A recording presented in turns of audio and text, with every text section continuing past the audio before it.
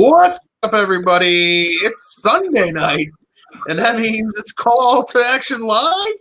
I know normally it's Saturday. In fact, we had a Call to Action Live on Saturday, but this is part two because part one was a crazy train wreck of a night where we talked a lot of things that not all related to what we wanted to talk about. Well, no, that's not true. Everything we talked about, we wanted to talk about, but we didn't get to everything we needed to talk about. So now we have part two. And I'm super excited because tonight we have some OGs of Call to Action, some of the original gangsters of Call to Action Live who have not been on in quite some time. And I'm excited to have them back on. I mean, I'm here, the Belford. PLD's here. What's up, PLD? Not much. We were off the rails last night. I don't think we were ever on the rails. This actually became a Call to Mrs. Doubtfire podcast last night, and I was all here for it. But we talked Star Wars, and that was it. It was Star Wars, Mrs. Doubtfire, and Clint Howard. That was all we talked about last night. But tonight we're talking the rest of the matches from this past week, and we are joined by the wonderful Alex Mack. What's up, Alex? You make it seem like I've been gone for like 10 years. It's been like 2 months. Like a month and a half. Well, that is a long time in Schmodown, I guess. Good to have you back on. Especially these past 2 months when it feels like, in 2 weeks it's felt like 2 years here in the Schmodown. But we're also joined by the star of the hit show No Chill, the man behind the amazing Twitch Tuesdays. Check out last week's episode with Warfather. It was amazing. Nat Vu. What's up, Nat? I don't know what you're talking about. I'm on this show like every week for like 5 minutes. But I just want to say that I was popping in on the show like yesterday. I kept popping in and out, and I noticed that you were still on like a single match. So I was like, there's no way they're gonna get to my segment anytime soon. So I checked back like an hour later, and you guys were already done. I was like, there's no way they're already done. You had like 3 more matches to talk about. I think it's great that you're raising money for AAPI, but you're gonna silence the Asian man like that. But then I figured that makes sense. That makes sense. Oh yeah. See, what had happened was, but no, we're not silencing the Asian man. We never silenced the Asian man. We wanted him on in person. That's what it was. It was all planned. We needed Nafu in the flesh, and we got him here tonight. Yes, as Nat said, we are once again matching any donations. All donations made through Streamlabs and Super Chats go directly to the GoFundMe for AAPI, Stop Asian Hate. And also we are once again matching all of those donations. So, last night was $2,100. $2,100 we sent yesterday. That was very cool. I'm very proud to be a member of this community to do stuff like that. So let's make that even more. Let's get that out even higher tonight. So. Yeah, it's kind of crazy. Well, speaking of which, actually, I know Nat and I actually wanted to thank you tremendously for anyone and everyone that not only participated in the charity stream last night, but also anyone that donated as well. I can't speak for Nat, obviously, but as an Asian American woman, my mom is from Thailand. She didn't move to the U.S. until she was 11 or 12. My grandma is full Thai, and both of my mom and grandma have been victims of hate crimes regarding their race, unfortunately. And so this whole situation is a little frustrating to me, but I'm so grateful for the community being so supportive through this amazing triumph. I just want to say, like, living as an Asian American, it's been really hard, and has never been harder than this week. I've always felt like I don't belong, and I don't mean like within my group of friends. I feel like I belong with Call to Action with you guys and my friends, but I don't feel like I belong in my own country. That's because being an Asian American, it's like you don't fit in with white America because you're too foreign, and you don't fit in with other people of color because you're viewed as the model minority, and you're viewed as privileged, and you're therefore removed from the struggle. And you don't fit in with the homeland because you're too American. So I've never felt like I haven't belonged as much as this week, because people who look like me and my family are getting murdered because of a fucking virus. and because of internalized racism, years of internalized racism, and the fetishization of Asian women and the emasculation of Asian men, I really kind of lost hope in humanity this past week. But to see this community come together and just support the Asian community this much, it really means a lot to me.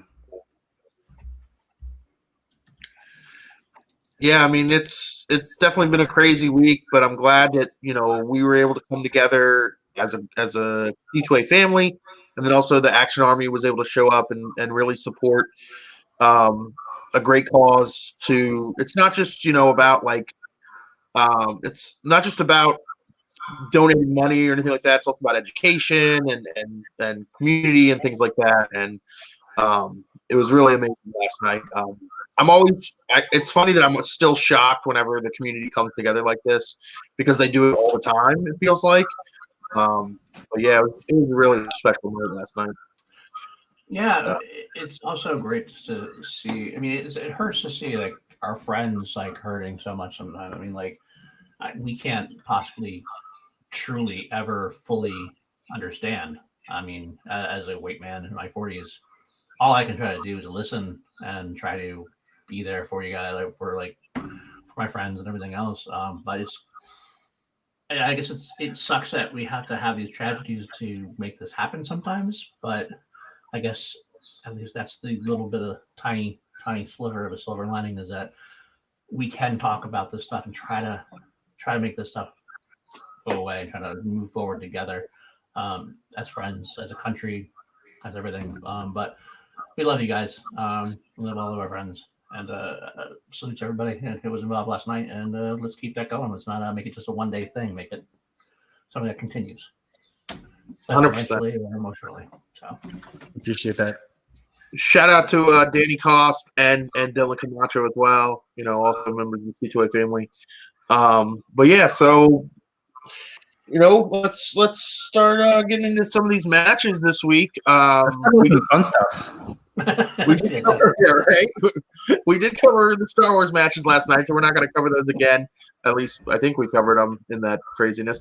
Star Wars, though, No, I don't think so. I mean, there was a few matches, but nothing of note, really, right? Yeah, they were okay. They were mid-tier matches at best. They were. Did you hear last night? You get that reference, mid-tier reference.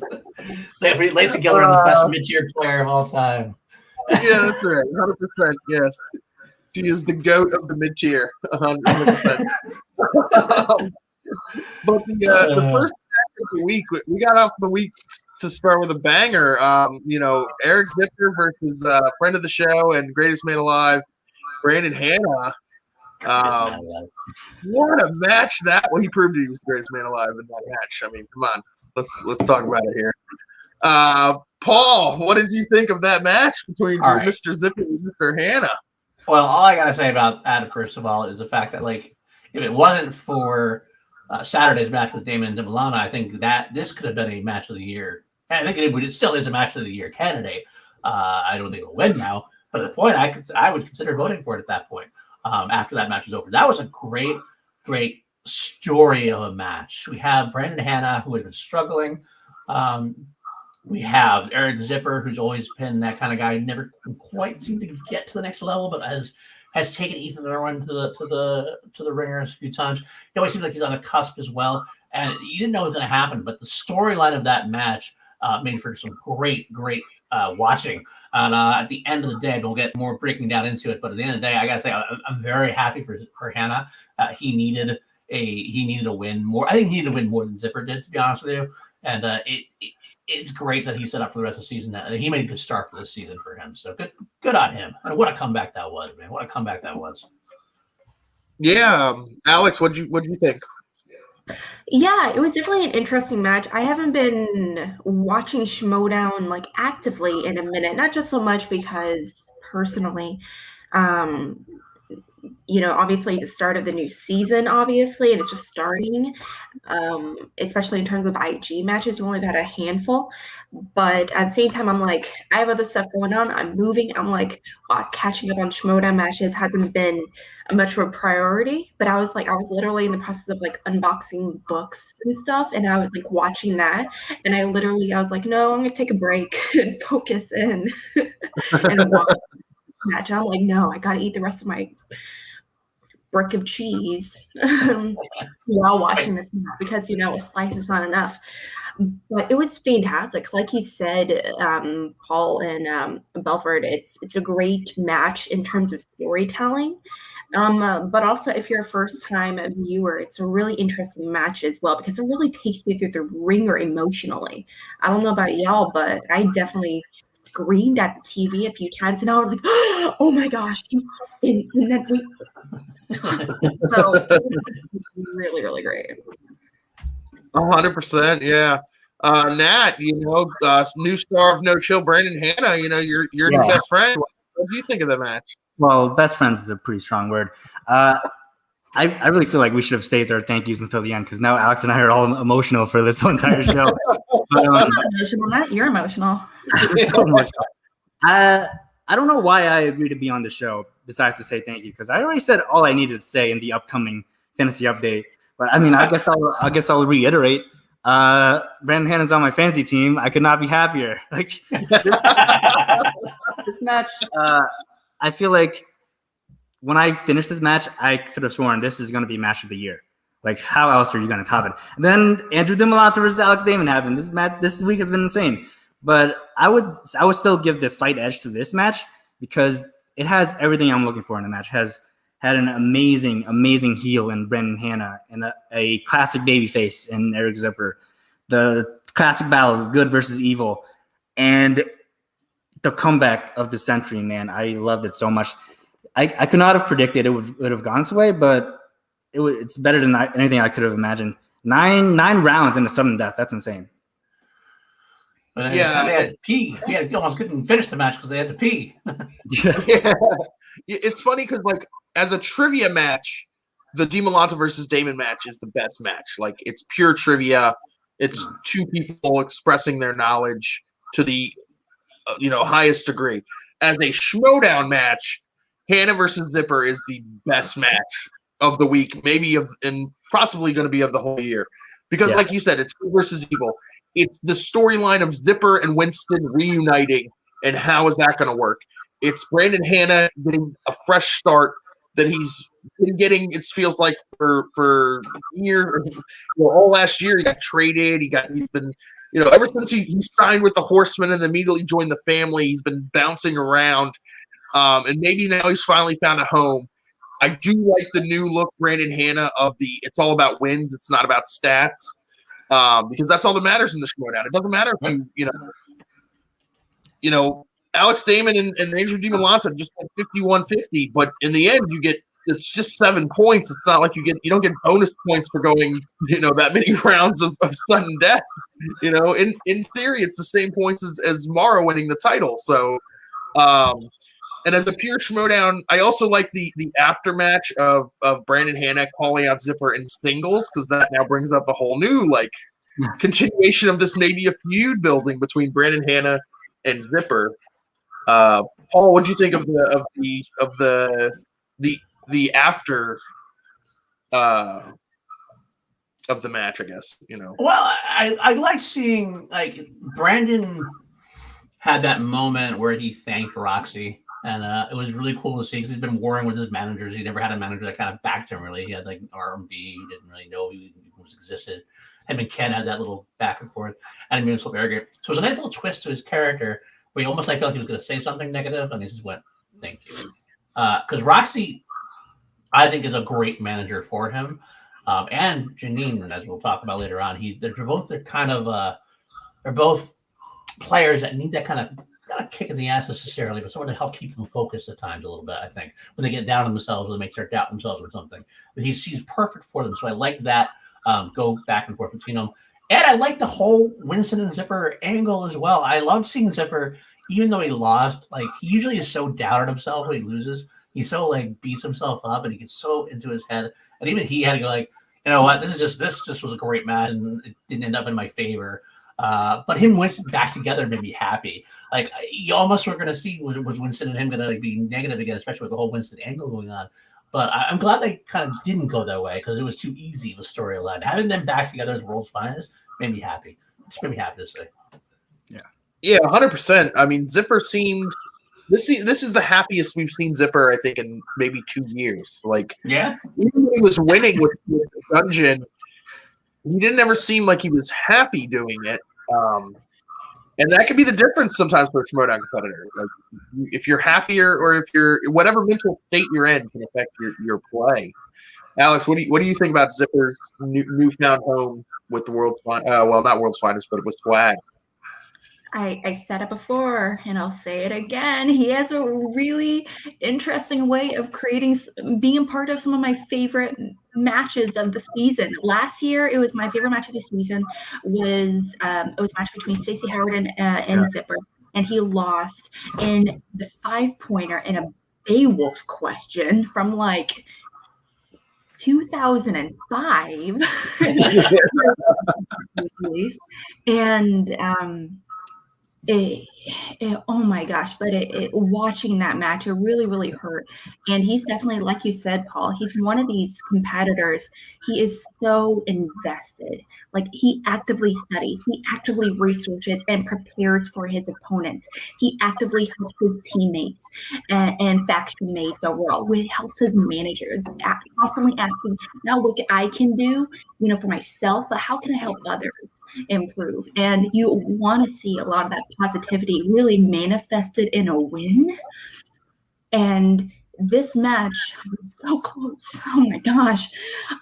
But also it really, I think, put him on the map as far as IG in a way where a lot of people really didn't take a competitor like him seriously in the high stakes division of Inner Geekdom until this match. And they were like, oh shit, no stuff.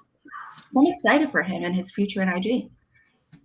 Yeah, he was really impressive. I mean, anytime somebody spins opponent's choice and the other person picks a category for them and they pretty much run that category, I don't care what division it's in. Like, unless it's Alonzo Duralde answering, the film festival questions because he wrote those. It's always impressive to see somebody do that well with an opponent's choice. Nat, do you think Eric Zipper got a little undone like by the luck because he got so many who said it or like what the quote questions that he just were like super tough, I felt. Yes, I absolutely do. I mean, that's the game, right? But it still hurts to see. And I can't imagine how it feels because if I put in the amount of work that Eric Zipper does and I lost that match to Stacey Howard like that and I lost that match to Brandon Hanna like that, I would be going around kicking garbage cans. I would punch walls. Like, the fact that he stayed so composed and happy after that loss, he's a better man than I am. Yeah. He was like 5 or 6 points in overtime. Like, yeah. I think he's such a good babyface. He's such a good underdog babyface because you can't help but root for him. He's so down on his luck, but he's such a likable guy, and it hurts to see. Even though I want Hannah to win from a fantasy team, but I will say that like he's. I mean, I hate this is not a good description, but the Chicago Cubs in baseball are called the lovable losers because they never quite made it. But Zipper has that same. Not that he is a loser, but he has that kind of same of mentality. You want him to win. He gets down on his luck, and you don't want to see people kick him when he's down. And you're just like, oh, Zip, come on, Zip, you got this. And eventually, he's going to get some big win at some point. He'll get a really big win, and they'll be all worth it. Until then. I mean, look at last year. Like when he won his little run last year, people were so excited and so happy for him. So I mean, even when he lost to Irwin, he took Irwin to like towards the end. He took him to the end of like and took him to the 5-pointer. He took him to right. Yeah. So it was like the limit. It's like, wow, Zipper gets one of the titans of the game. That's awesome for him. Real quick, we got a Streamlab in, and the Streamlab again, like we said, like yesterday. All the donations will be going to the API, matched by us, matched by C2A. For $35, Ben Rayner. Thank you so much, Ben. Much appreciated. Hey guys, yeah, it was incredible this week in Schmodown, and love being a part of this community. And all you are so awesome. Thank you, my dude. Thank you, my dude. Much love to you guys. That love Ben Rayner, long time Action Army member, C2A fan. We love you so much, Ben. Zipper reminds me of, because Schmodown's always like wrestling. A lot of times in wrestling, that's how you kind of like build a character, is that they don't win. Like, it's so that fans can get behind them when they do win. It feels bigger when they win. So I mean, I feel Zipper's talented enough that he could go on a run. He showed last year that he can go on a run. He could put together 5 or 6 matches in a row where he gets some wins. I also think he sets up extremely well with anybody he could be teamed with, because teams are coming back, as we found out from #MyPresident, Grace Hancock.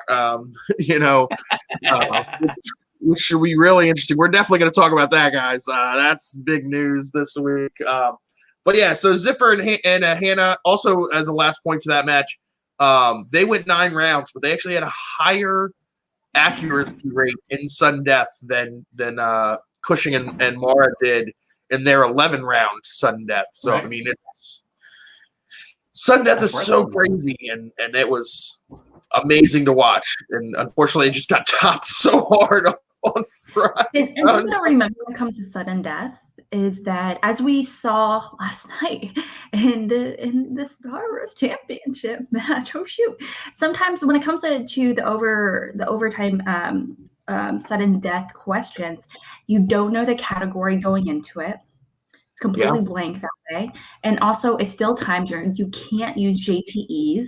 Usually, I think you can't use JTEs. You get one. You have one JTE. Yeah, one JTE. The entire thing. So you really got to be careful about it.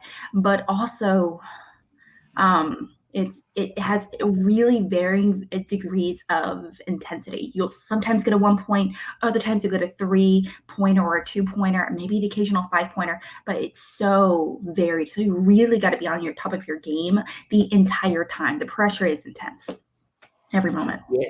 And the pressure on Zipper's bladder was getting to him, But yeah, so we're gonna move on to the next match of the week. Besides the Star Wars matches, of course, and that was Friday's match between Janine versus Jader, and this was a fantastic. Again, this match was amazing. It just gets so lost in the shuffle of all the other matches this week. Nat, what'd you think of Janine versus Jader? I mean, it was an awesome match. It just had the disservice of being in a week full of great matches. I think Jader really impressed me in this match, even though he lost. I think he played better than I've seen him play before. And I really like him in his new faction, and I really like Janine with Roxy. I feel like those are 2 really good fits. So, it was a great match. I love Janine with Roxy. It's kind of the same thing I was mentioning about Brandon earlier. I love Janine with Roxy. Janine, even more than Brandon, someone who, as a long-term player, who's had her ups and downs. She definitely has had some moments of like doubting herself, as you could tell. Like, she's basically said that a few times. Getting her with someone like Roxy, who is probably one of the best at the game at trying to keep somebody in the game, keeping them focused on that beat-to-beat moment. You could tell like the difference between the confidence level. Janine, just as the match went on, she stepped up and she went further and further on. And I love, nothing was better than their celebration at the end when they won. It was like so heartwarming. I love Janine finally getting that win. Now she's 2 wins in a row now after being Warfather. So she's finally on that right path, getting those wins that hopefully she'll become the player she always should be or should have been. At least get noticed, at least get noted as being that. At least at this point, she'll get some love for being that as well. I love where we're going with this. I think that Jader did well. He proved that he did well in the second round and not well enough in the second round. So he didn't really sink him per se. He just ran out of gas at the end. It seemed like this match was a slugfest. I kind of felt like both of them were really tired by the end. Like, some matches are like that. This match was easy. This one felt like just a slog. Like it was like left, right. At the end, just like, I don't know. And they finally answered it, and Janine got the win. But great match. Again, and that's right. If this was any other week, this might actually be the best match of that week. But it just happened to have everything else going for it, the other matches at this point. we love Janine here, so we talked about it on After Action Report, which you should watch. It's a great show. 100%. About how round 2 isn't as important as it once was. Now the importance has shifted to the third round because there's so many points. You can be leading going into the third round and still lose. Like that's what happens with Jader. You just pull the wrong numbers, and that's what happens. Yeah, that's what it is. Yeah, Alex, what did you think of the match? I feel like Janine has always been in a very similar conversation as Eric Zipper, actually, not to steer this conversation back to Eric Zipper, but those two are competitors that are usually in the conversation of competitors are definitely middle of the road, and they work really, really hard, and they just are just short of the win. And Janine, her last two, she's won in the last 2 times in a row against last time it was last year was a rookie. This time is Jader's going into his second season as a Schmoedown competitor, obviously, and so these are very younger competitors. They're not as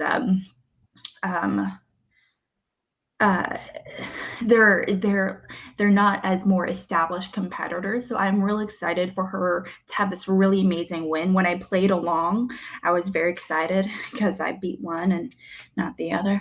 Actually, when I played along, I was like, go me. But whatever.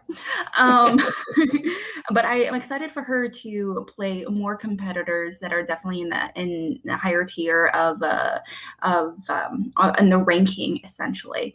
So I mean, because she definitely deserved that win. I also think Jader he played very fantastic as well. So I feel like it's just a matter of time until he gets another win under his belt. Yeah, I think the book on Janine for a while has been that she beats the players she's supposed to beat and then falls short against the players that she shouldn't beat. And I think a lot of people thought Jader was going to win this match. I think a lot of people had Jader as the favorite. So I think it's a big win for Janine, not only getting points for her faction, and just any win is always good, but also it's like kind of like maybe like gets her over the hump of like, I beat someone who people thought was better than me. Because in the past, she's had those moments where she was against players that were favored against her, and it comes down to like a 5-point question, and she just can't quite pull it. Like in the triple threat against Andreyko with Stacey Howard a few years ago, it comes down to that. She just couldn't quite get there. A few years ago against Chance, it comes down to the 5-point question. She just couldn't quite get there. So it was really impressive to see her do that. I do think not all the credit, but a lot of credit goes to Roxy.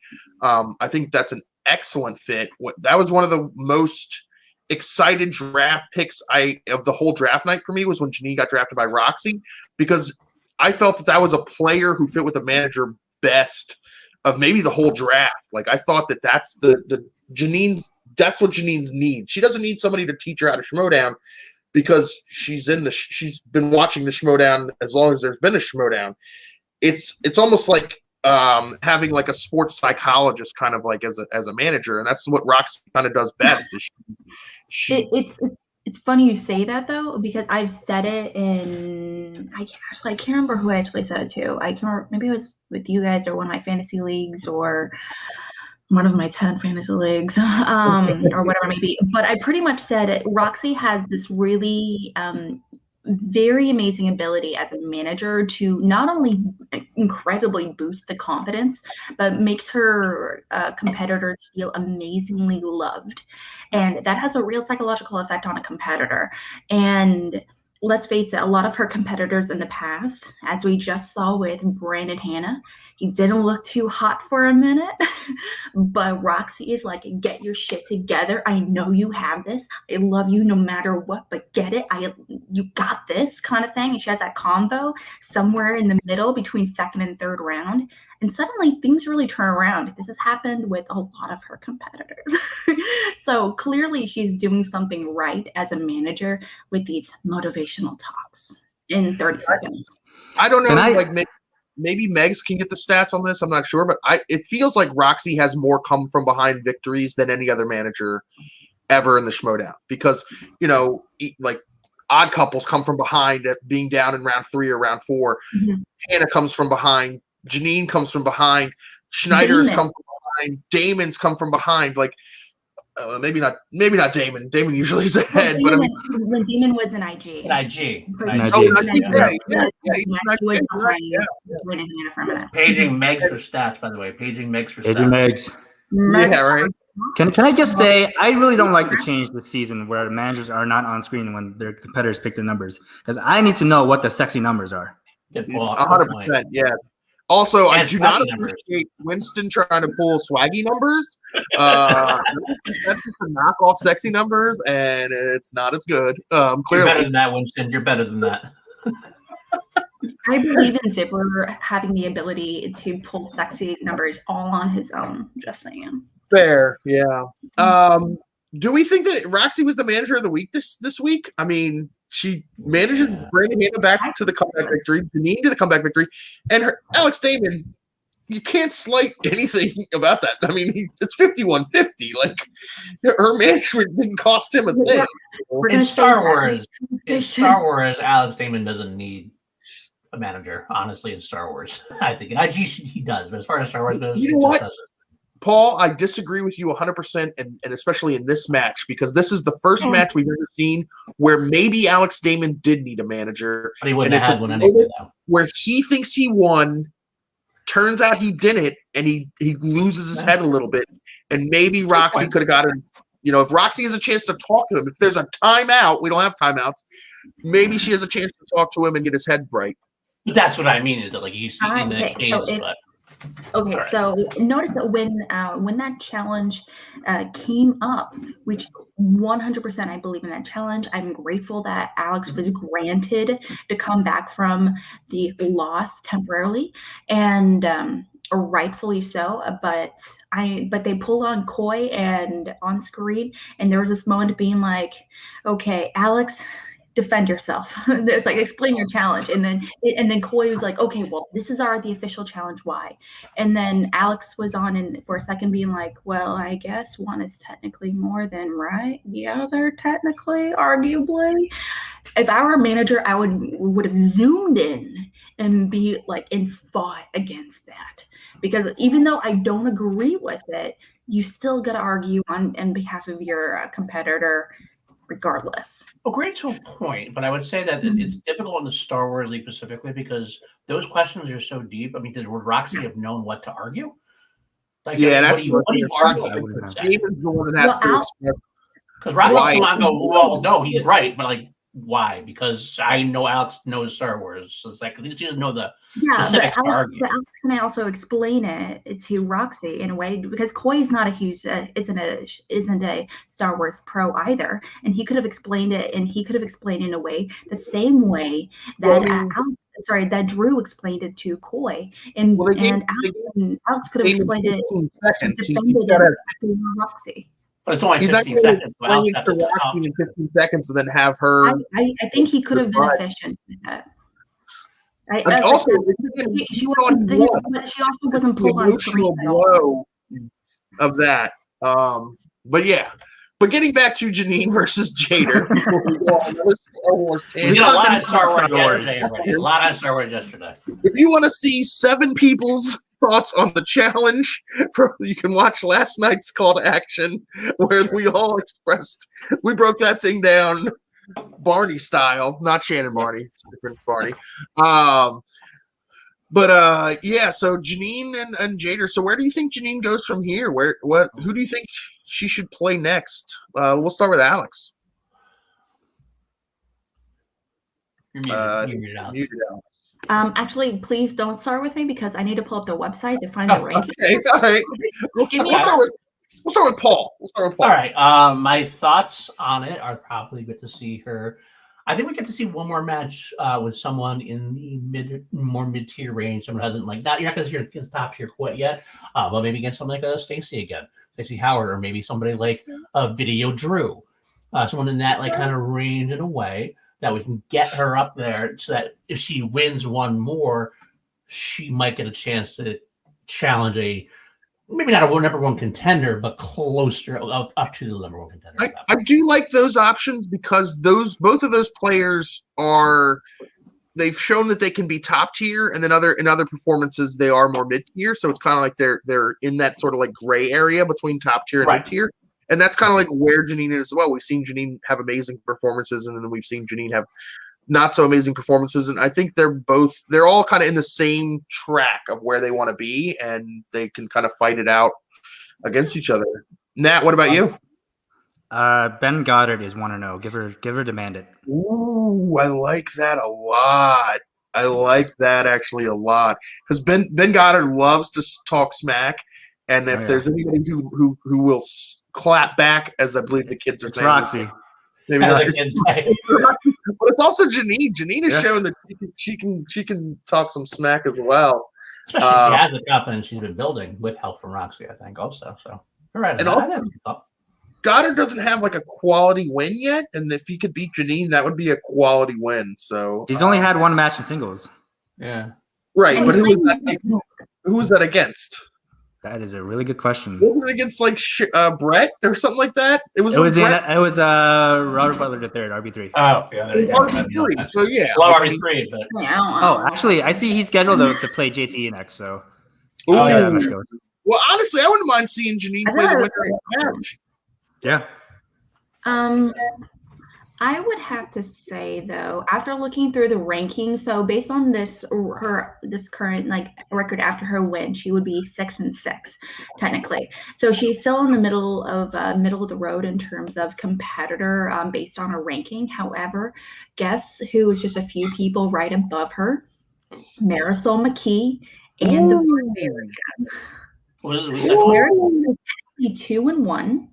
And also, the Barbarian is also 2-1 as well. So take your pick, Janine. I think that would be pretty fantastic either way. I love all the competitor options. Actually, I think everybody we just mentioned, I'm all for it. To be honest with you. Yeah, 100%. Any of those. I want character, I want knowledge, and I know for a fact, and I want story, and I know for a fact I would get all of those things from those matches. So yeah. It's definitely like the beauty of the Schmodown now in season 8 is that there really aren't any like bad matches anymore. There aren't any like throwaway, we're just gonna have you come in and destroy somebody matches for the most part. I would love to see her go up against somebody like Alonso Duralde. Because it's kind of like if Duralde hits his categories, it could be a knockout. But if he doesn't, then Janine definitely has a shot to beat him. Well, that's the thing. He's never been in singles before, unless that changes. He technically is not ranked on Schmodown as a singles competitor. So yeah, but the thing is I don't know how much the ranking plays in as much as it used to, because now we got to go also by when they were drafted. And he was a first round draft pick. So, I mean, like in theory, that puts him as the top tier player. You know, but he also kind of mentioned as things change, he hasn't really voiced a desire to play in singles, and also you want a singles competitor to play. A well-established teams competitor to play their first singles match, and going against a veteran competitor that's played 12 matches. That's currently 6-6. But in theory, they have the same. No, you play someone like Bibiani too. Both have a 0% win percentage. So that's true. They're both. You know who another person I'd like to see her maybe go up against is Drew McQueen. He's coming back. I know he has a match scheduled, I think, in singles as well. Lon Harris. Yeah, Lon Harris. So I mean, maybe the winner of that match Janine could play against. That would be fantastic. Maybe even the loser of that match in a way too, because I think Drew McQueen, even though he's had a rough singles career in a way, he's still regarded as a higher. He's one of those kind of players that have like a not so great record, but he's still regarded as a great player, mostly because his team thing. But Lon Harris, similar thing. He's kind of had that. I think he's kind of been considered just a little bit above, but if he falls, then he can go down, and maybe Janine can kind of meet him at that point. That might be another option to deal with. Yeah, Lon Harris had an interesting singles career because he went on that one little run to that little mini tournament final where he got lambasted against Bateman. Right. But outside of that, he's kind of had a really singles career. So yeah. Well, he's kind of in a very similar situation. He's, I mean, I've had conversations surrounding some of the best mowed down team competitors of all time, not overall competitors of all time, specifically, exclusively team competitors, and based off like records and personality and story and all that good stuff. And a lot of people said Andrew Guy is in that mix, Drew McWeeny is in the mix, Whitney Seibold is in that mixed. And these are that's like Janine. Well, maybe not Janine. But these are where they're on teams that where they thrive, but in singles they may struggle or not compete at all.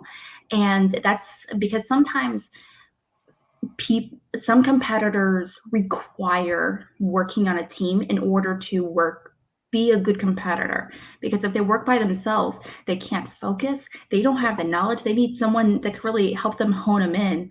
And especially in a virtual setting, that makes it 10 times more difficult than ever. I mean, it's the virtual setting is always like a crapshoot for competitors. Some competitors thrive in the virtual setting. I mean, look at Chance Ellison. Chance Ellison has done extremely well in the virtual setting, and he was kind of like a as far as record goes, like a 500 player in the studio, but also it goes back to fan leagues, and he was winning every match in the fan leagues on virtual. So I mean, for some of these teams players though that are like the historically really good teams players, especially like a Drew McWeeny, they were in an era where like the singles matches were just mostly against amazing players. You know, it's not like McWeeny was losing to, you know, Joe Blow off the street or like whatever person they just had in studio. He's losing to like JTE, and he's losing to Snyder and people like that in singles. So it wasn't. Well, they what's interesting about when they won when a championship match was different.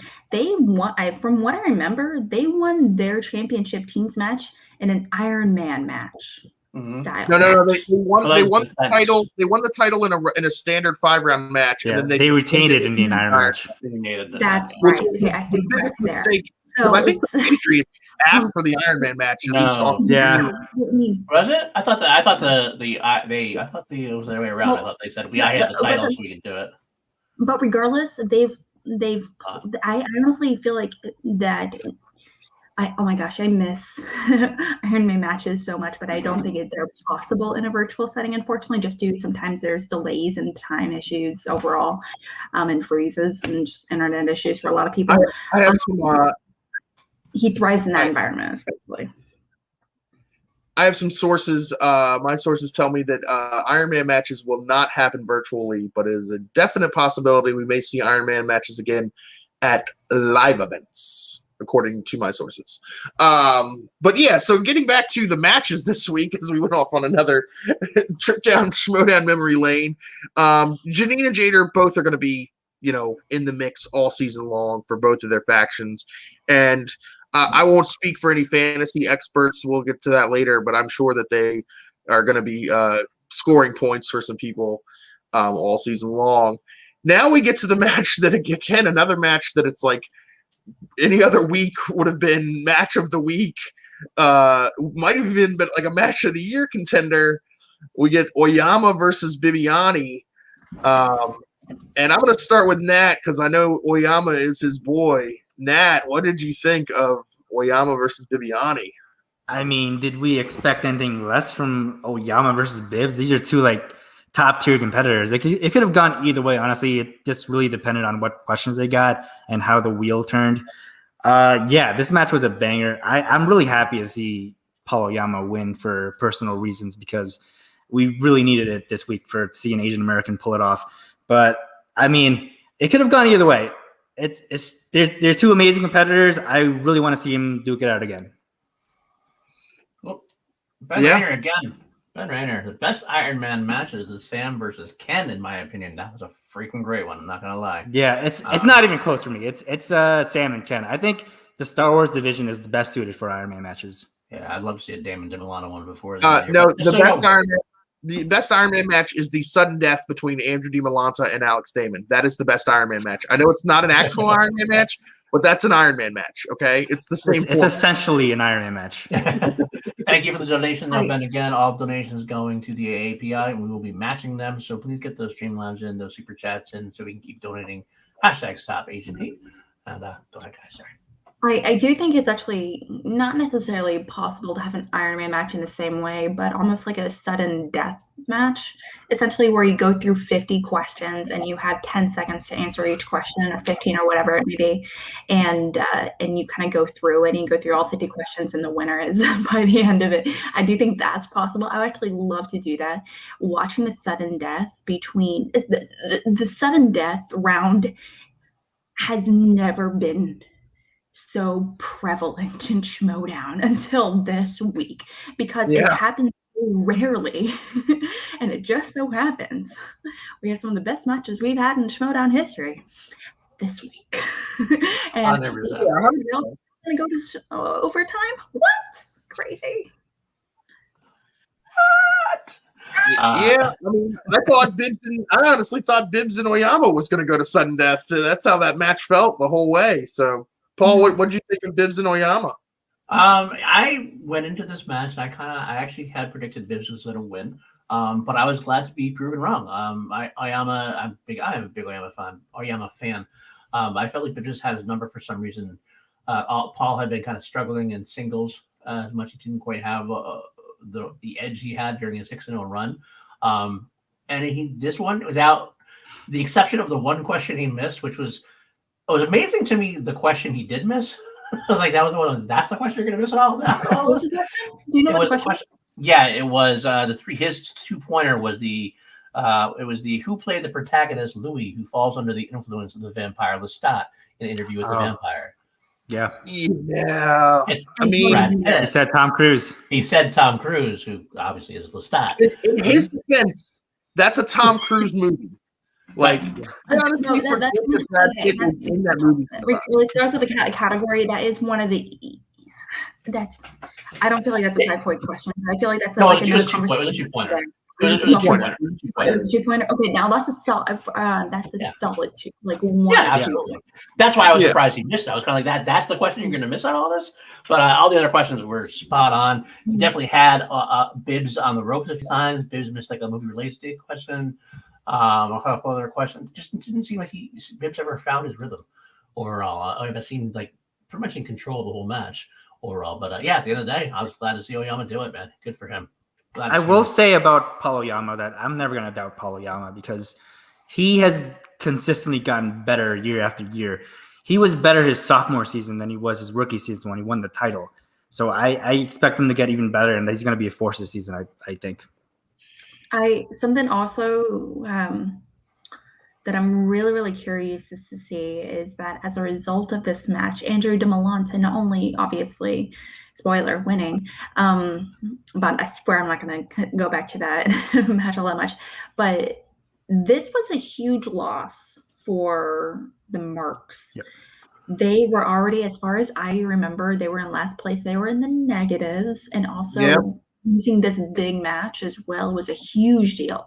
And thankfully, when they won that Star Wars match, the belt match, that did this is the match that really, really needed. They needed one solid win to really get a solid jump start for the faction to get going. Because let's face it, it's so much harder to gain traction as a faction if you just keep losing. Yeah. You're like, what are we doing wrong? Do we need to improve? Do we need to change anything? Whatever it might be. And you just go, once they got that win, they're like, no, okay, we are doing a good job. We just need to stay consistent with what we are doing, and then we can move forward. So they got that. They lost their cherry. Especially because you win a title match. So you win a Star Wars title match. So you get all the max points. Would they get 7 points for that? I think, right? Yeah. I think they get 7 points. So they go from -1 to 6. 6 is now you're in the middle of the pack. So it's not like you're nowhere. We talked about it last week on Call Live that when did the Mercs need to hit the panic button as far as like their season? And we said if Bibbs and DeMolante lost, that was like the moment you need to start thinking, like you open the glass on the panic button, like you get the launch codes out, like But now that DiMolante won, that was huge. It would have been a real bad night for Quirky Marks if he had not. We know Bibbs is going to be around all season. He's always a threat to win a title. I think now Oyama has really solidified his place. It's interesting that we get Chance last week and then Oyama this week, who are longtime rivals, both getting big wins over members of Shazam that kind of like solidified their place in the singles division. Because yes, Oyama, I felt the same way, Nat, that he had a better season in season 2 than season 1, but the results weren't there. The title wins, the big wins. You know, he had stats wise, his season last season was better than his rookie season, just not accomplishments wise. And it was interesting because the stats were because there were like 3 or 4 matches where he just went perfect, or close to perfect. So it was like those were like huge stat mats for him. And then it was like, but in the big moments, the big matches, the chances to really like either get in a title picture or contend for a title was when it just didn't quite come together for him last season. Good to see it's already there this season, that it's coming together for him again. I expect Paul Oyama to be, you know, a huge threat to whoever holds the singles title. And maybe he's in the picture for a number 1 contenders match. What do you think, Paul? Oyama at this point could be. I think he wants to get at least one more solid win. At this point, got to get one more solid win under his belt to get him on that right trajectory. But I think his level of player, his level of opponent is going to be higher, obviously, than like a Janine. So one more player, if he can win, he can get to a number 1 contender match. I think he's good. As a former champion, you don't need to do as much, but get on a little bit of a run. I feel like it seems like he's been a champion recently enough that he gets the respect enough to get back into the thick of things, I think. Yeah, I mean, in his post-match interview, he maybe said who he wants to play next in his to get that next match when he calls out Ethan Irwin. Alex, what do you think of an Oyama versus Ethan Irwin match? I definitely think that would make sense, especially if he gets one more win under his thing. Ethan, he did really, really well in the singles tournament last year, and we can't forget that. He was right up there. He went to, I want to say not the last round, but he was right up there until he went up against Snyder and next in semifinals. Is that the term? Yeah. I don't know what the terms are. I don't know sports. And it was spectacular to see him move along in those matches. I think he's also if he were to go against Earthen, I keep wanting his name's not Earthen. Oh my gosh. Ethan Irwin. Oh. They're both, Earthen. I feel like, very tomato, you know what I'm talking about. They're both actually very similar competitors. They know what they know. Obviously, they have huge knowledge bases, but they're both intensely strategic. And I mean, if he went up against Ethan, I feel like that would probably be one of my most anticipated matches of the season, to be honest. Yeah. It's gonna be like a nice long match. It's gonna be like a 5-round match, okay? This is not gonna be like a baby 3 match. No. I also agree. I think they're very similar competitors. I think the difference is Oyama is better in a larger like degree or like plethora of categories, because Oyama has categories that Ethan Irwin like has no interest in, like animated, young adult, like things like that. Those are things that are in Paul Oyama's wheelhouse. But Irwin's strengths, there's nobody who can touch him in his strengths, which is always why it makes like a very interesting match. It's one of those matches where it would be back and forth, I feel. Go ahead, Alex. Unless he has that random time he just ends up getting classics, and it just all happens to be classics that he doesn't know. When he went up against he spun his strength. That was like a random situation that I feel like I don't think that would ever happen again, though, realistically. But he did spin his strength in that match, and he didn't know any of the questions. So, well, that's the problem with having a strength that's like of such a broad strength, because there are going to be holes unless you're Drew McWeeny spinning 80s, where he literally has watched every 80s movie ever made. about it, where he literally did a podcast episode about every single movie in the 80s that was ever made. You know, Or like you're not going to broad categories aren't usually. Hitchcock. We've seen horror. We've seen horror competitors who struggled in horror, action competitors who struggled in action. Drew guy. We don't talk about that. And I say that as someone that loves our Lord and Savior Andrew guy. Too soon. Still too soon. I mean, a couple weeks ago, people were getting on Schneider for spinning away from sports, and I'm like, just because sports is something that you like and you're good at most sports movies, there are so many sports movies that Schneider doesn't like and knows nothing about. So there is like a huge. And also, Merle has a history of doing really well statistically at the sports genre. He's gone in many times in matches, and he usually gets like 3 out of the 4 correct. So if you're going to get that one, don't stick with it, knowing your competitor is also really good at that category. That wasn't always true. That wasn't always true. I remember Drew made a specific point where he didn't but that he studied after he did screw up the first time. I think since then he lost to Harloff. Yeah, he lost absolutely. He lost the title to Harloff on sports, but that was that was like a long time ago now. He's kicked up into gear since then. I know he has. So that makes sense in that way. And actually before. That's why Guy didn't give him sports when he got an opponent's choice in the famous, the greatest match in Schmoedown history. Sorry, Alex and Andrew. I still think that's the greatest match in Schmoedown history is Andrew Guy versus Dan Merle. He'll always be one that has no question. My favorite match of one of my favorite matches of all time is actually between when Team Action obliterated Top 10, and I was like, I still watch that match for fun. I have Andrew Guy going in for a handshake with no one there, like on a repeat, like playing in the background of my. Or you see Ben Bateman being like, "Who's the villain of Spider-Man 2?" And you see like John would be like, "Oh my God." We'll talk about things that happened in 2017 a little later in the show, because that's a thing again.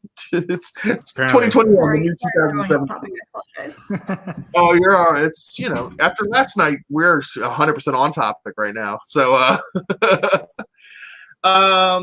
so where do you think each one goes from here, Paul? Where do you think Bibiani goes next?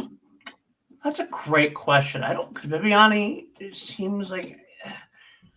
I think he's got to face somebody a little bit lower now. I think he might have to face somebody lower to earn back his spot at this point. He's been doing so well with Shazam that I feel like he needs to step up his game more in singles. I don't know who that would be. I don't know who I want to see Bibiani play next. Maybe someone like recommendations. You can give me some recommendations, absolutely. Okay, so fun fact. Guess who is directly with his new Bib's current updated record? He is directly below Stacey Howard. Also, he's directly below. He's also below Lon Harris, John Roca.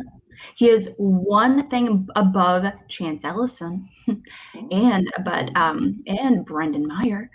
But that's like he's in this kind of his new ranking really changes the surrounding competitors that he's going to be playing up against here pretty soon. Now, we always say for competitors, similar to athletes, you are never the kind of competitor, the kind of athlete you are is not what you are. It's the kind of competitor that you surround yourself with, the kind of competitors that you go up against. That's what matters. Because it's going to determine how well you perform. And obviously, if he goes up against someone like Vanny Mancuso, you're going to get a very different performance versus Paul Oyama or Ben Bateman, obviously.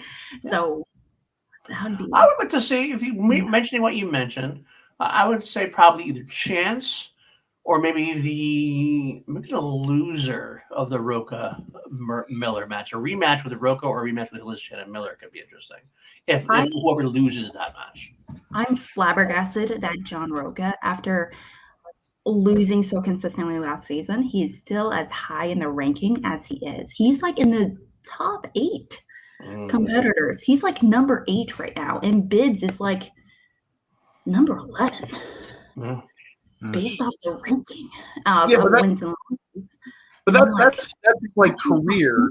I mean, it's like that's why those records are like I almost give them an asterisk because I mean, like some of those wins are coming in like a different era. A lot of those wins are coming in different eras. Yeah, so did his in his matches as well. Bibbs in particular, he had a lot of his losses at a time when Schmoedown was different, but we still have to hold those against him in his records. Well, yeah, but this is the thing. It's like because Schmoedown's becoming more like a sport, like sometimes you wipe the slate clean at the beginning of a new season. So it's like, do you think we should? I don't think we should. I don't think Schmoedown is more like lifetime record, and then maybe every season we can wipe the slate clean for wins and losses across the board. Well, another thing a lot of times you see in sports, especially sports like boxing or MMA, which is kind of like what's the dynamic of Schmoedown is similar to. You'll see their overall record. They'll be like, okay, overall, Janine the Machine is 6-6. But they'll be like, this is their record in their last 5 matches. So if they're like, because you could be 6-6, but you could be 5-0 in your last 5 matches. You could be historically 11-7, but you've lost 8 in a row, or 7 in a row. So I mean, I do think the overall record is important, but then we do need to like break down into substats, and especially like by season, because the Schmoedown does change from season to season. They change the way things are done. They change the way, we got a rule book now, so that's going to change the way people play. The whole faction aspect changes things because you can't play your faction mates. So like we talked about right there, Bibbs and Brendan Meyer are very close in that standings, but they're not going to play each other because they're in the same faction. Right. I'll tell you who Bibbs is going to play next. His next singles match will be for the title. Because his next match is going to be in the free-for-all, and he's going to win the free-for-all and then play for the title. What do you think, Matt? What do you think, Matt? What do I think of that? I hope not, because he's not on my fantasy team. And when I did have Bibbs on my fantasy team last year, he just skipped out on the horror free-for-all. So that'd be kind of a shitty thing to do, Bibbs. That'd be kind of shitty. But yeah, those are my thoughts. Ask me another question. Yeah. Leo Logan in the chat says, or McWeeny, should he beat Lon? What do you think of that matchup?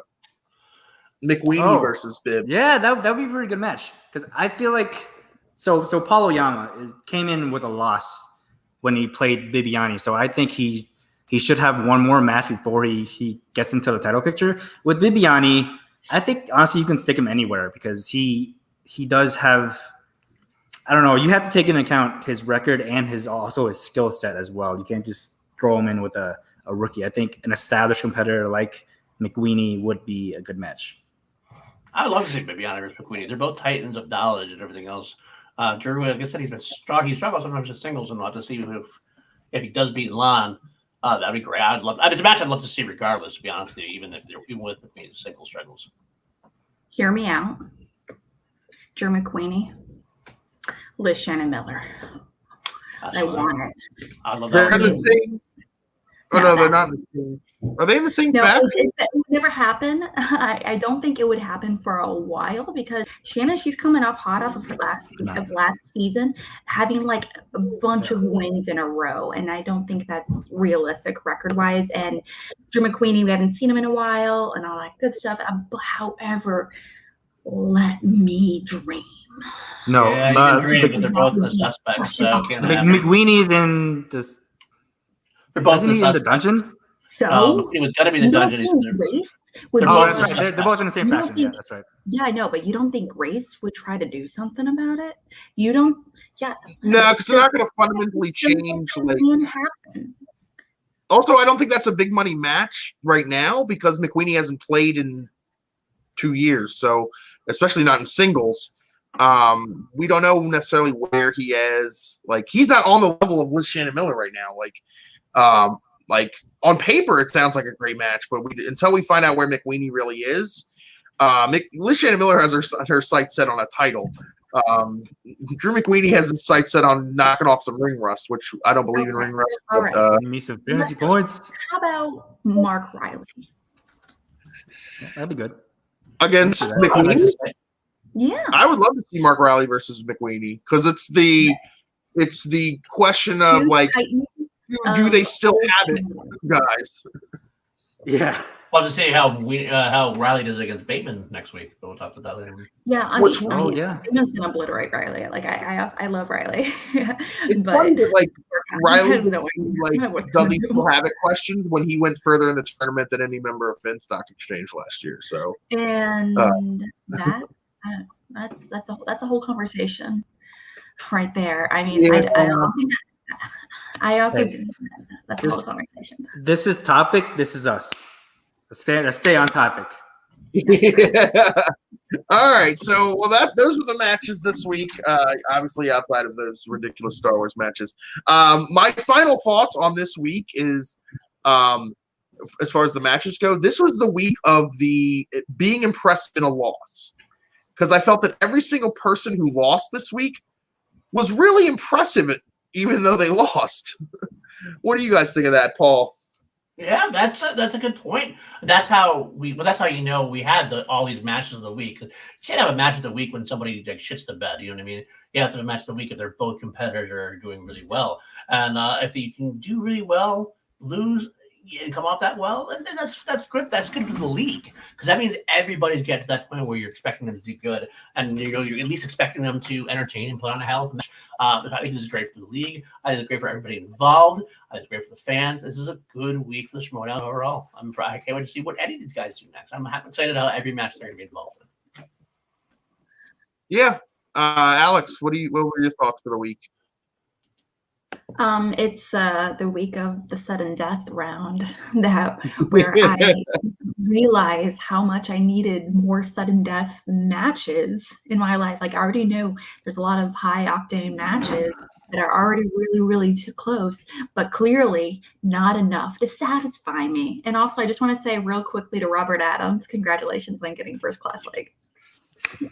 Right, they made their announcement tonight. We were that one for a while. I'm glad the Cinephiles Fanatics are in the FCL. So happy. Congratulations to both Adams brothers, not just Robert. No, Chris. Robert's in the chat. I don't see Chris hanging out in the chat. As far Chris as and go die. Fair. That's right. Where is Chris? Chris is okay. Come on, Robert. But we're excited to have Robert compete in the FCL, and hopefully it'll be some fun times we had for that. I know he's got a video. They actually did a video announcing their arrival in the FCL, and of course, as usual, there is it's a great, high quality, funny as hell video. Mm-hmm. And you're right, that's a good point. Screw his brother because there's no teams in the FCL. That's true. No teams in the FCL. It's everybody for themselves. Wait, hold up. Is there IG in first class league? There will be. We're starting with singles probably for the first 6 to 8 weeks or so, and then we'll introduce IG and then introduce Star Wars. You know what? I've been pretty skeptical and really hesitant about first class league, but that's not a Fanatics, so I'm kind of into it now. Oh, there you go. You sold me. I mean, they did we'll talk FCL real quick. But first, Nat, what were your thoughts for the week if we're talking about the 3 non-Star Wars matches, I do definitely feel like the losers of this match, even though they lost, their stock went up for me. Like Eric Zipper, he put on an amazing match. He was winning until the end. And if you go into overtime with one of the best IG players, then you're so impressive to me. Bibiani is always impressive. Like, even though he lost a former champion, a former singles champion. So I think his stock, I wouldn't say it went up, but it definitely didn't go down. Right. And Jader stock definitely went up. I think he played better than I've ever seen him play. He was just this guy unlucky in that third round. Yeah, 100%. It's even in the Star Wars matches. Obviously, Alex Damon's not going anywhere when he scored 50 points in a loss, which sounds absolutely nuts. How do you score 50 points and lose? And even Lacey Gilleran showed that she's the greatest mid-tier player of all time. So, player of all time. Again, just so you know, that's not an insult by us. Go back to yesterday's episode. This is where that came in. It's a running joke. Can we get that on the t-shirt? We should, actually. We're getting that t-shirt 100%.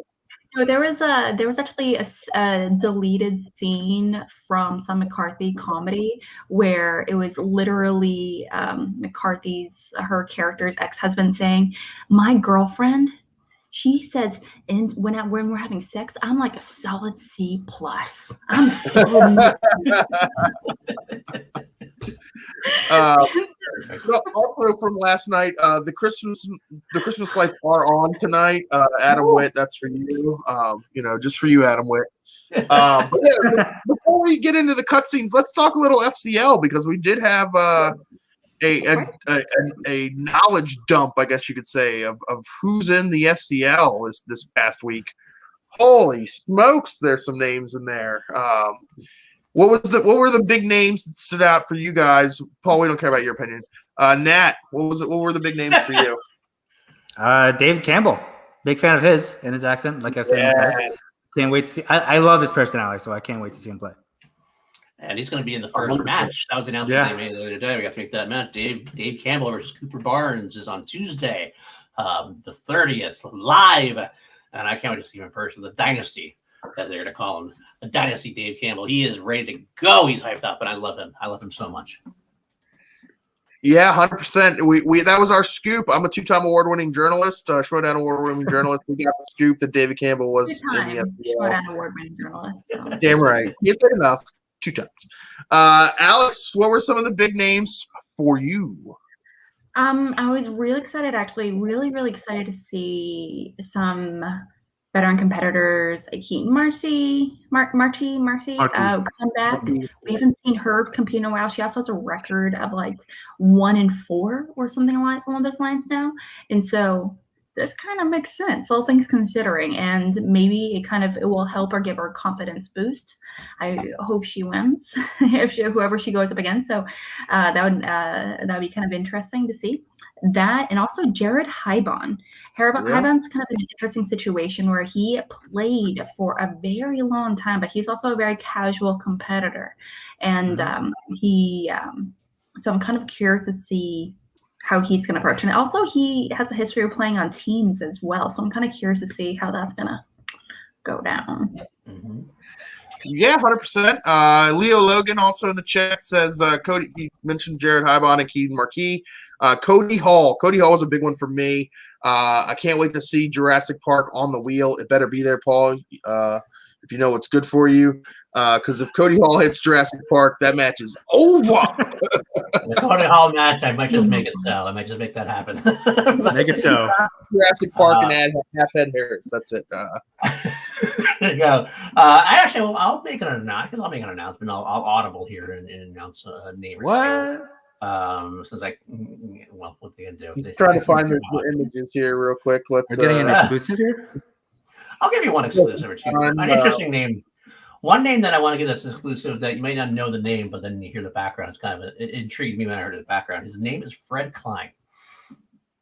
Now, the story behind him is that Christian interns for him at Village Roadshow Pictures between 2007. There's around 2007, 2009, somewhere around there. So he seems to have that kind of similar background where he's been in the business during a time there.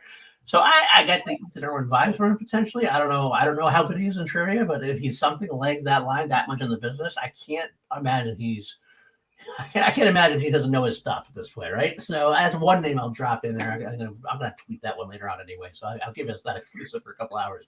I gotta be honest, when I hear something like that, I don't know how much. I mean, when you're in the business, absolutely, there are like 1 in a million competitors, such as Ethan Irwin. However, but there are a lot of competitors that are in the industry that can't hold on to any information. That's true. It's very true. Yeah, he was a champion 10 seasons ago, but he doesn't know anything now, knowledge-wise, when it comes to the industry. I mean, specifically when it comes to Schmodown, at least. So I'd be really curious to see how much of it kind of holds on. Yeah, me too. Yeah. Me absolutely too. This is the intrigue to me. I think it's kind of a cool thing to look for. So I like that idea as well.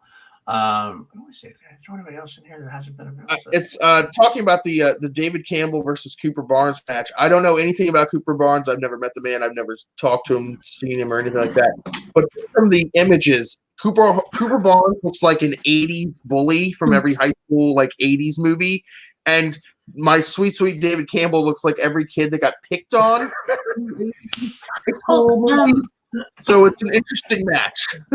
Cooper Barnes is actually known for playing Captain Man on Nickelodeon's Henry Danger. Oh, yeah. I'm curious about when it comes to First Class League is that are they going to have the same categories or no? Yes and no. We are the original basis was going to be we took the categories from the Schmodown as well, but we are going to be adding in a few more unique slices here and there that we'll introduce. We'll be kind of rolling them out as we go on. Let's try to do some fun ones. Please give me a Salma Hayek category. Well, that actually it's pretty much. I'll be honest. As executive producer, like they're going to give me the. I've actually had the choice. Brad has basically given me the choice to put like I want on the two, maybe three. So Latina actresses have their categories. Cameron Diaz and J-Lo. We're gonna do that. Yeah, J-Lo is on. It's definitely on the wheel. She's definitely on the wheel. That's not definitely at least around 2 category, maybe around 3. I haven't decided that one yet. Quick.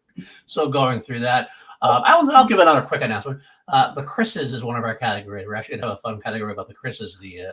Anything that's in the Chris Pine, Chris Hemsworth, Chris Pratt, and interesting. What's the fourth one?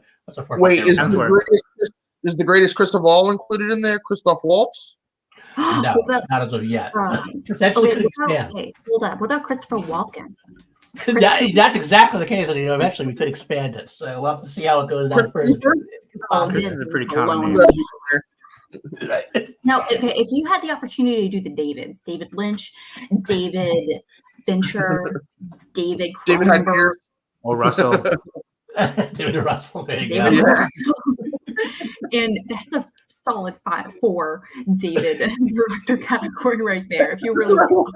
That's what I want the entire FCL wheel to be, is just first names.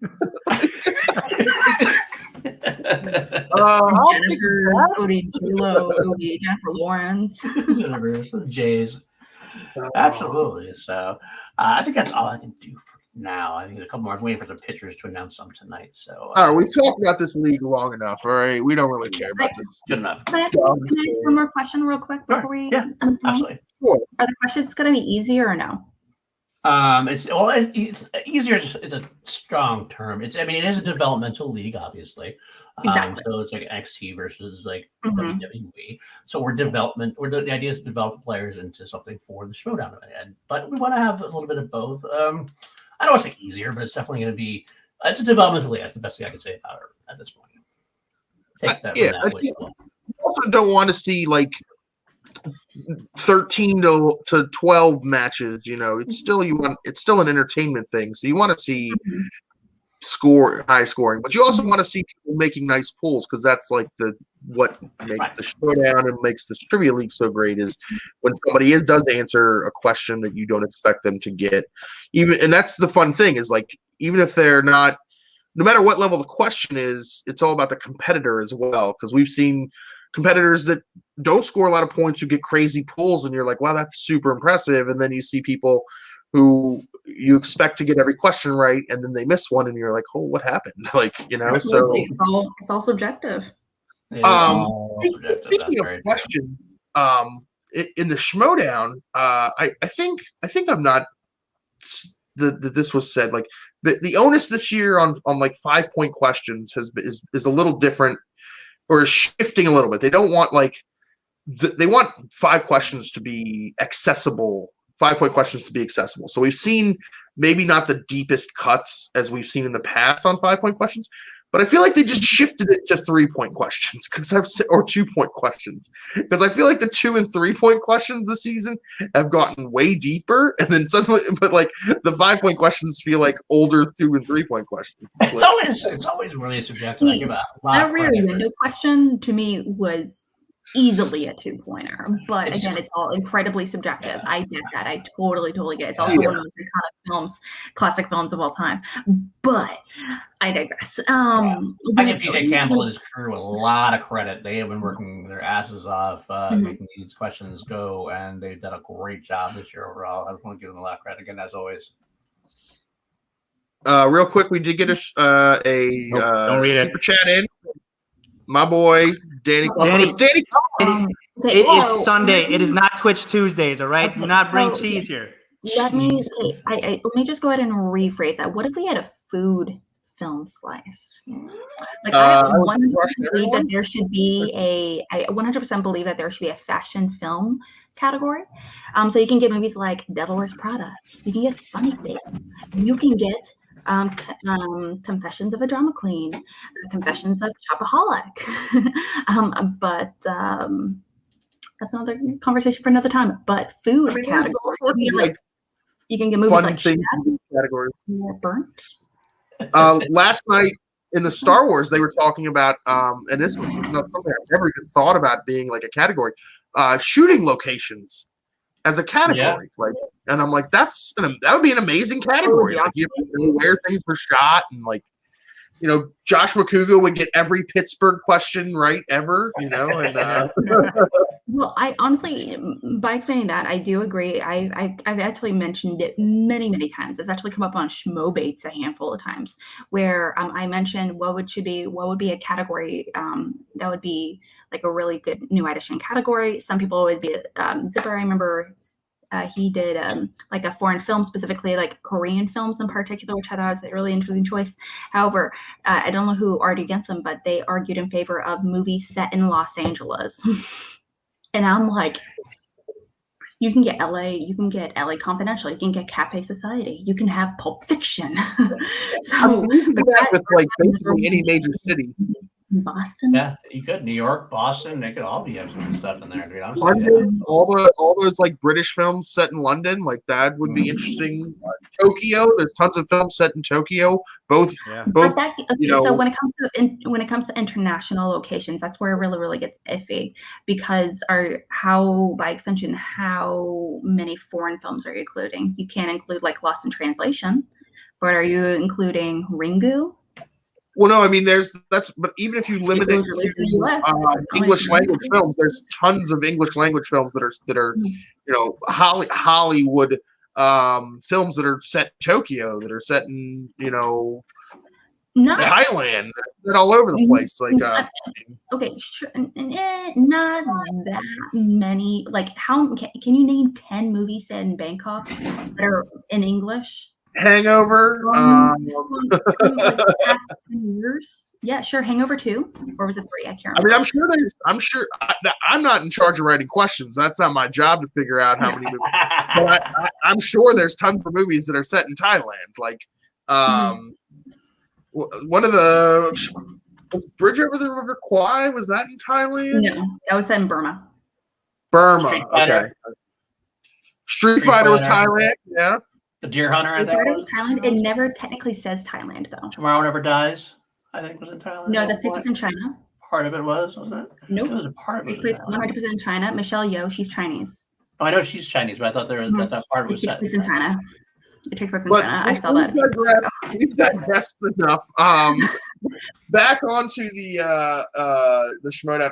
Getting back to the questions, I think that the one thing that as far as like whether or not the difficulty level of 5-point questions or any difficulty level in the Schmodown, it's one of the problems with, not a problem with the Star Wars division, but one of the interesting things of the Star Wars division. The Star Wars division has gotten so difficult that you can't quantify questions, because literally every question in the Star Wars division could be considered a 1-point question or a 5-point question. And yes, you could say that about every question in the Schmodown as well. But the Schmodown, at least by the types of questions they ask and the way they ask questions, you can kind of quantify them more. And I think that's one of the things that kind of hinders the Star Wars as a division, is that there is no like progression. It just ramps up to 180 immediately, and you're going for.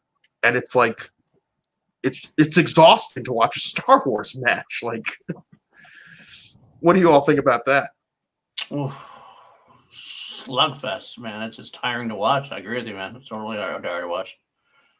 Yeah, I think it's almost like the Star Wars division is its own entity, and it's because you want it to be accessible to your average fan, but the quality of the players is to the point where like it's not accessible to the average fan. Like, it's funny because they want to make it accessible to fans, and that's part of Christian's mission. He said that because you want to be able to have people that are playing along, and because people have said like you're watching a match if you're in round 1 and you like get 0 for 8, kind of like if you're like 6 for 8 or 7, you're like, oh, I can actually play this, I can actually do this, and you feel good about watching it. That part of the thing. Yeah. Star Wars is exactly the opposite. Although I guess if you're a big, huge Star Wars fan, you would. But I mean, it's hard to tell like, where does that line drawn at this point. But I think for the top tier levels, they got to go this deep, or else it'd be. I mean, it's already a perfect match, almost a perfect match. Nearly, I mean, not every time, but close to it, and are close to that perfect levels. And they were already at the hardest level. Who had it easier and more accessible to people? We'd be having non-finished matches. Like, the matches would still be going on. I think it's smart to make round 1 questions accessible to fans, but like you have to strike that perfect balance of keeping it competitive. Because like, have you seen the Schmoedown TikTok? Shout out to Abifield, by the way. The comments in there are so toxic. Like, oh, these questions are so easy, and then they're like implying that it's easy because they're female competitors. Like, it's really hard to strike a perfect balance. I think round 1 should be accessible questions, but past that should be the difficulty that we've seen. Yeah, I really don't want to acknowledge a lot of those like really toxic, horror people that that really want to take advantage in that kind of platform, where they know for a fact that if they actually chat in the room or watch them live or whatever it might be, it would be a very different conversation, I'm sure. However, just going back to the location question, I actually really love the idea of incorporating locations. And I do know I have recognized that starting in past few matches, they start incorporating more stream specific films. I'm actually really curious to see if they're gonna have like a Netflix only category in the future to include films like Mank, To All the Boys I Loved Before, things like that.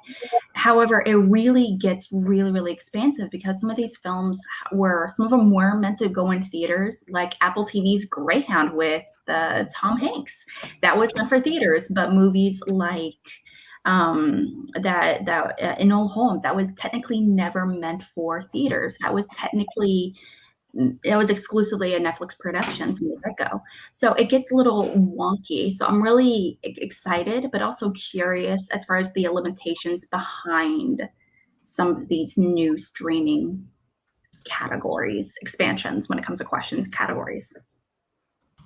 I do know that there's been, they mentioned that some of the films that were meant to be in theaters absolutely eligible. Some of them, not all of them. Like To All the Boys I Loved Before is a film. It was never meant to be in theaters. Right. But that's come up with. But Enola Holmes also was never made to be in theaters.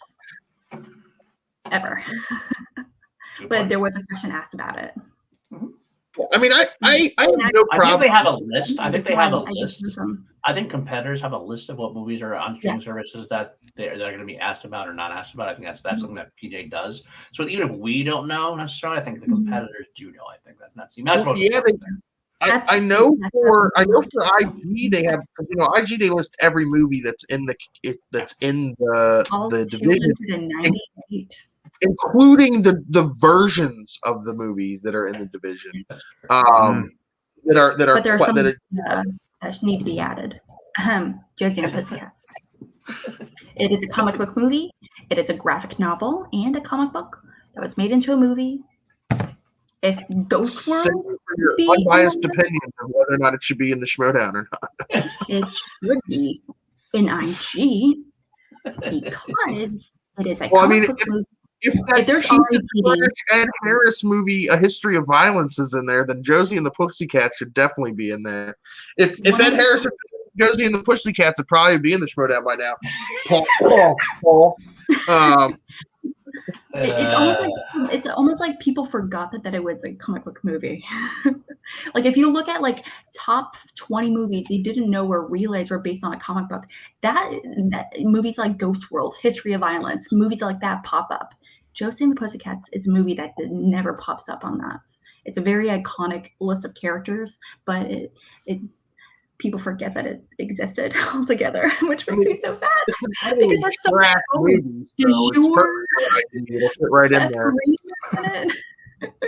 Alan Cumming. Utter garbage.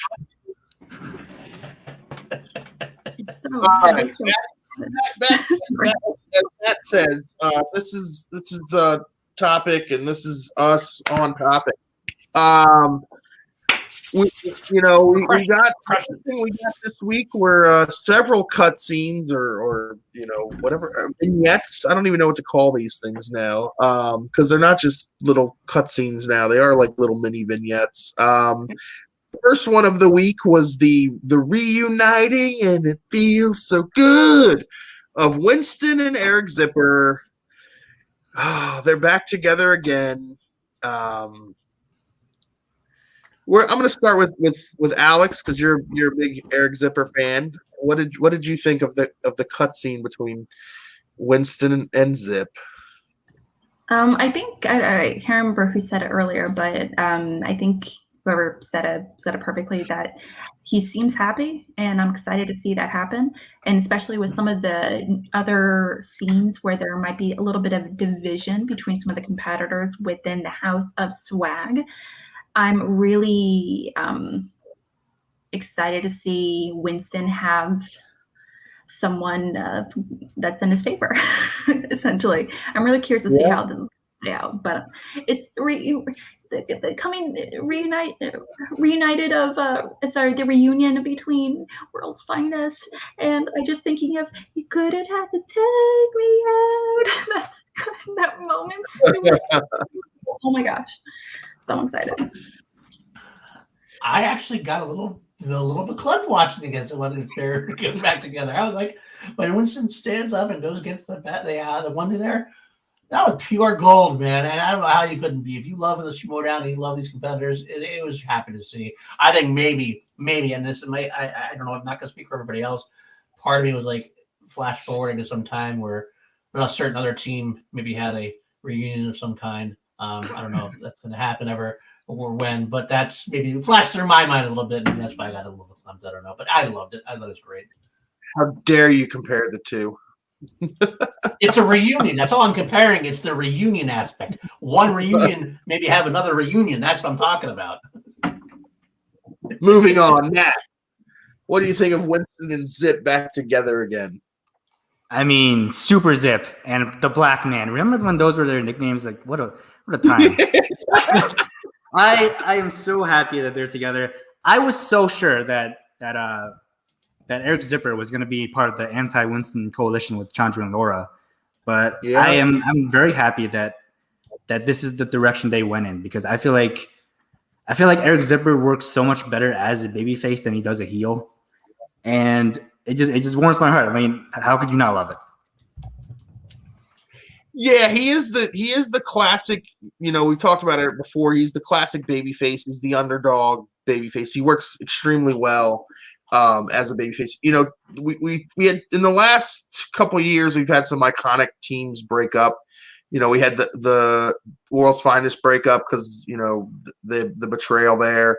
The Wildberries break up, and, and you had Elliot Dewberry kind of go and embrace being full heel. Elliot Dewberry works as a heel. Like, he was a heel before when he was in his first team. ETC. Yeah, ETC. I love ETC so much.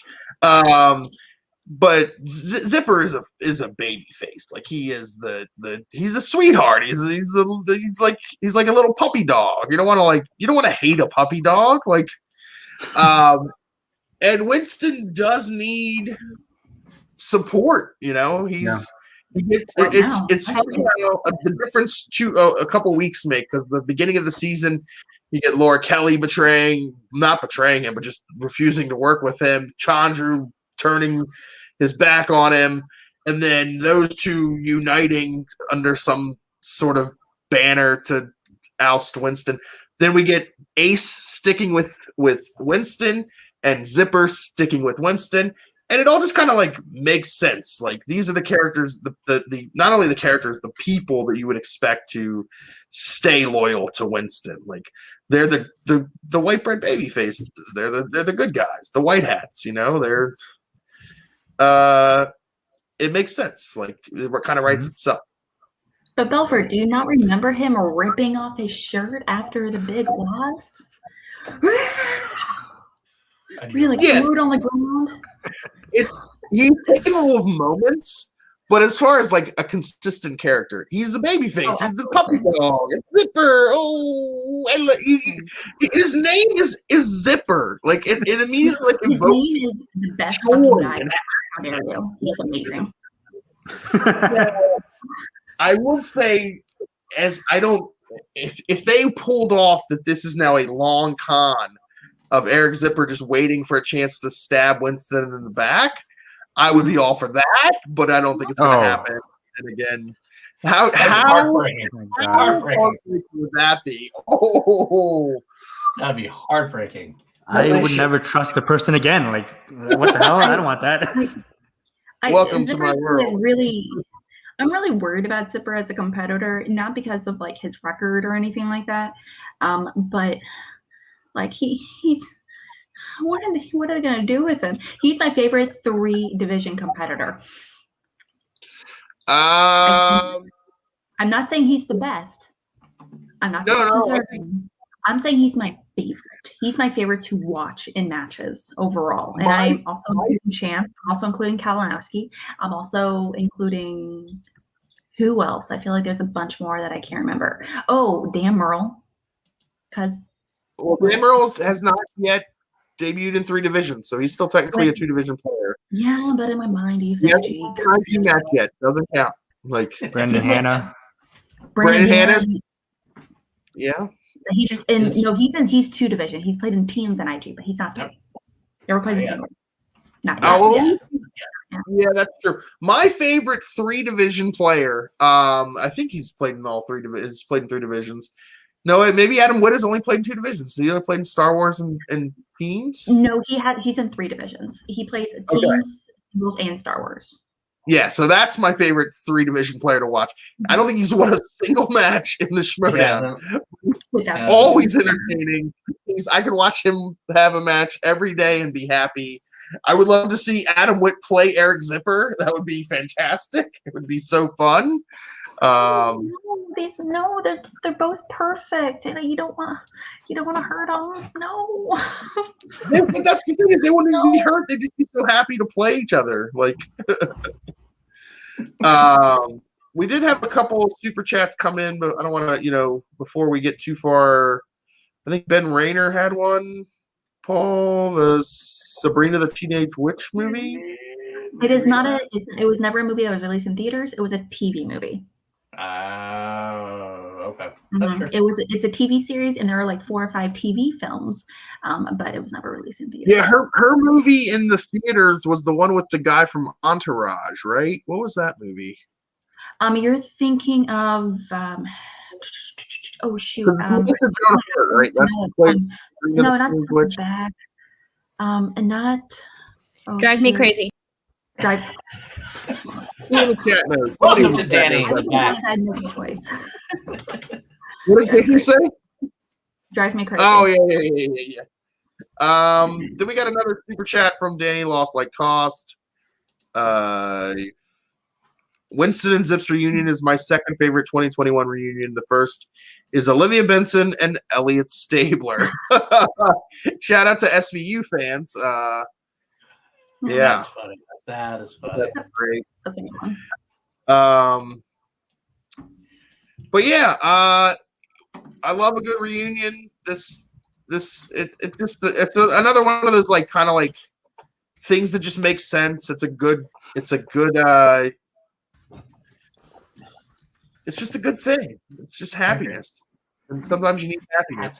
All around. Now, there was another reunion, quasi-reunion, in the next cutscene, and that was Christian and Grace once again reuniting. This is the follow-on from their initial reuniting, where Grace was appointed as the president. Now she's kind of laying down the law as the president. # my president. Nat, what did you think of Grace? I love it. I think Grace is such an amazing personality that I really wanted them to find a way to have her be involved in the Schmodown if she's not going to be a manager. Like, I think this is the perfect role for her. I think bad guys are way more interesting when they're in power, and this just adds a whole new dynamic that I love. Oh yeah, I 100%. love the fact that my favorite part about it is the switching of the profile and making it slow down. The fact that he committed to it, he's actually changed his settings, and he's almost basically getting to use the profile to say anything he wouldn't get to say as Christian. Now he can say it because he's the heel bad guy, Grace. He's just gonna go off on anybody he wants to, and it makes sense storyline wise.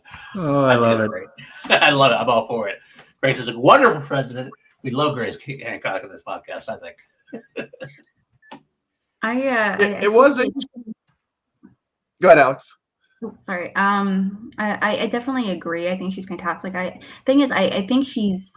love Grace. I think she's amazing. I love her podcast, especially. I think Pierce is really fantastic in particular. But what makes her amazing isn't necessarily what she does. It's people reacting to her. It's Ben Kalinowski. It's Shannon Barney being like, Grace.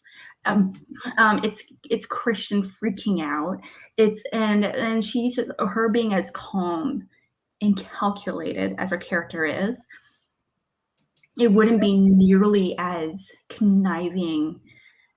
It wouldn't be nearly as bad if it wasn't for those really big reactions. And so I'm pretty excited. I'm excited to see what more big reactions we will have soon from some competitors and personalities. Definitely.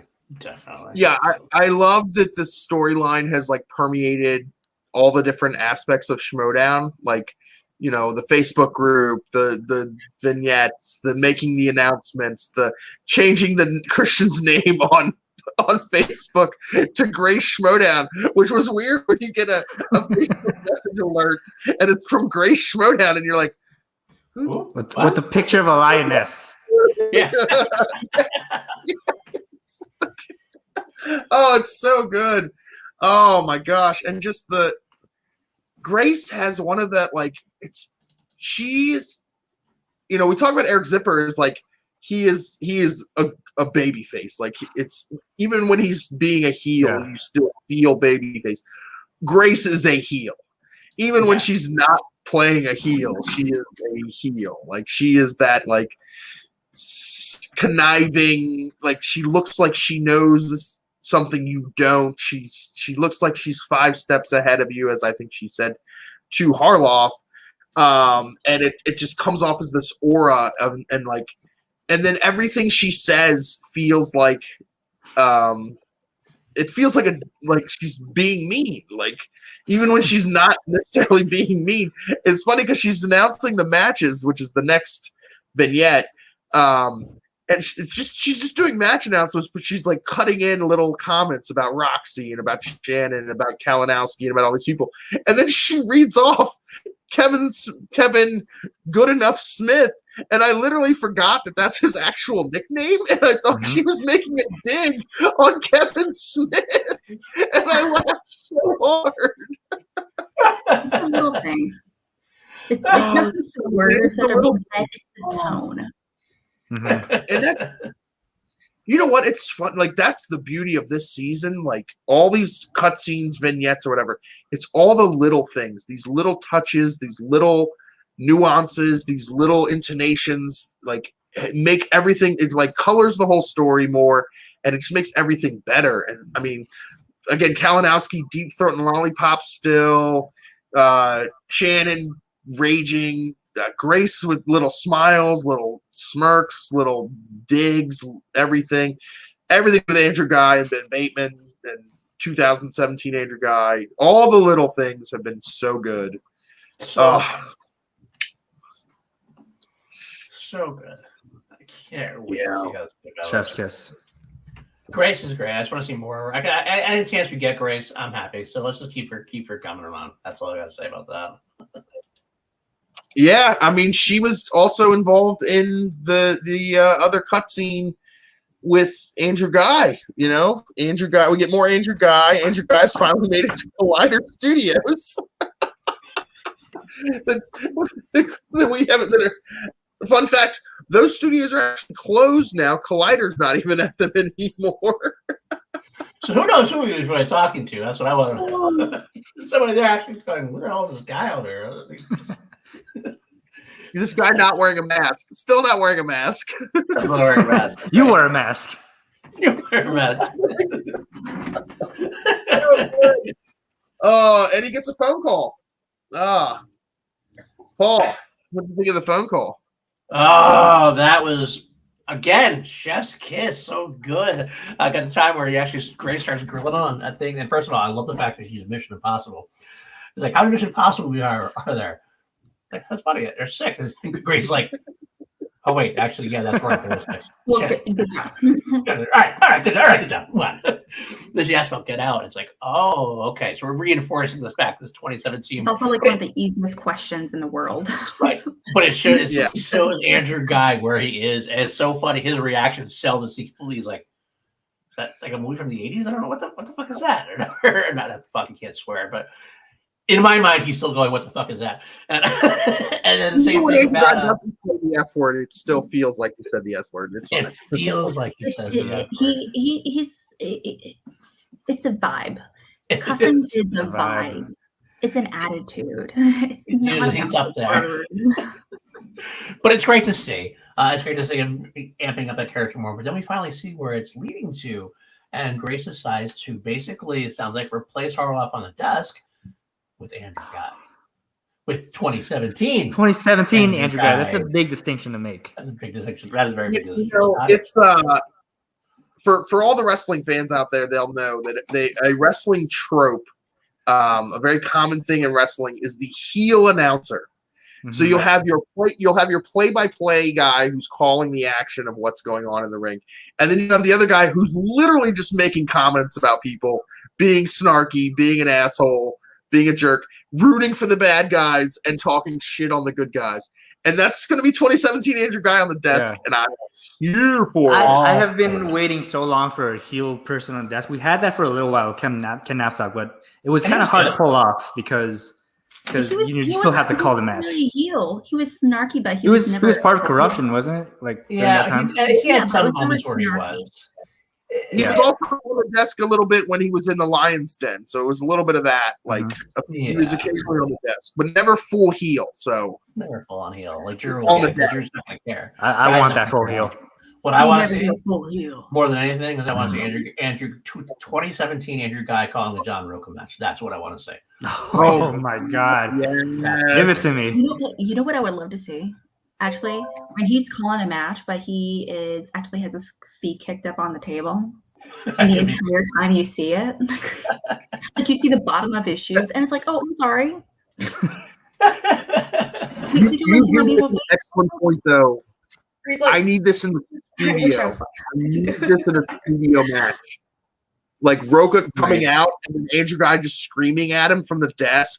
Other people coming out, like, Dan Murrell. I need Andrew Guy, 2017 Andrew Guy to call it Dan match because he doesn't want to be Dan Murrell. Right.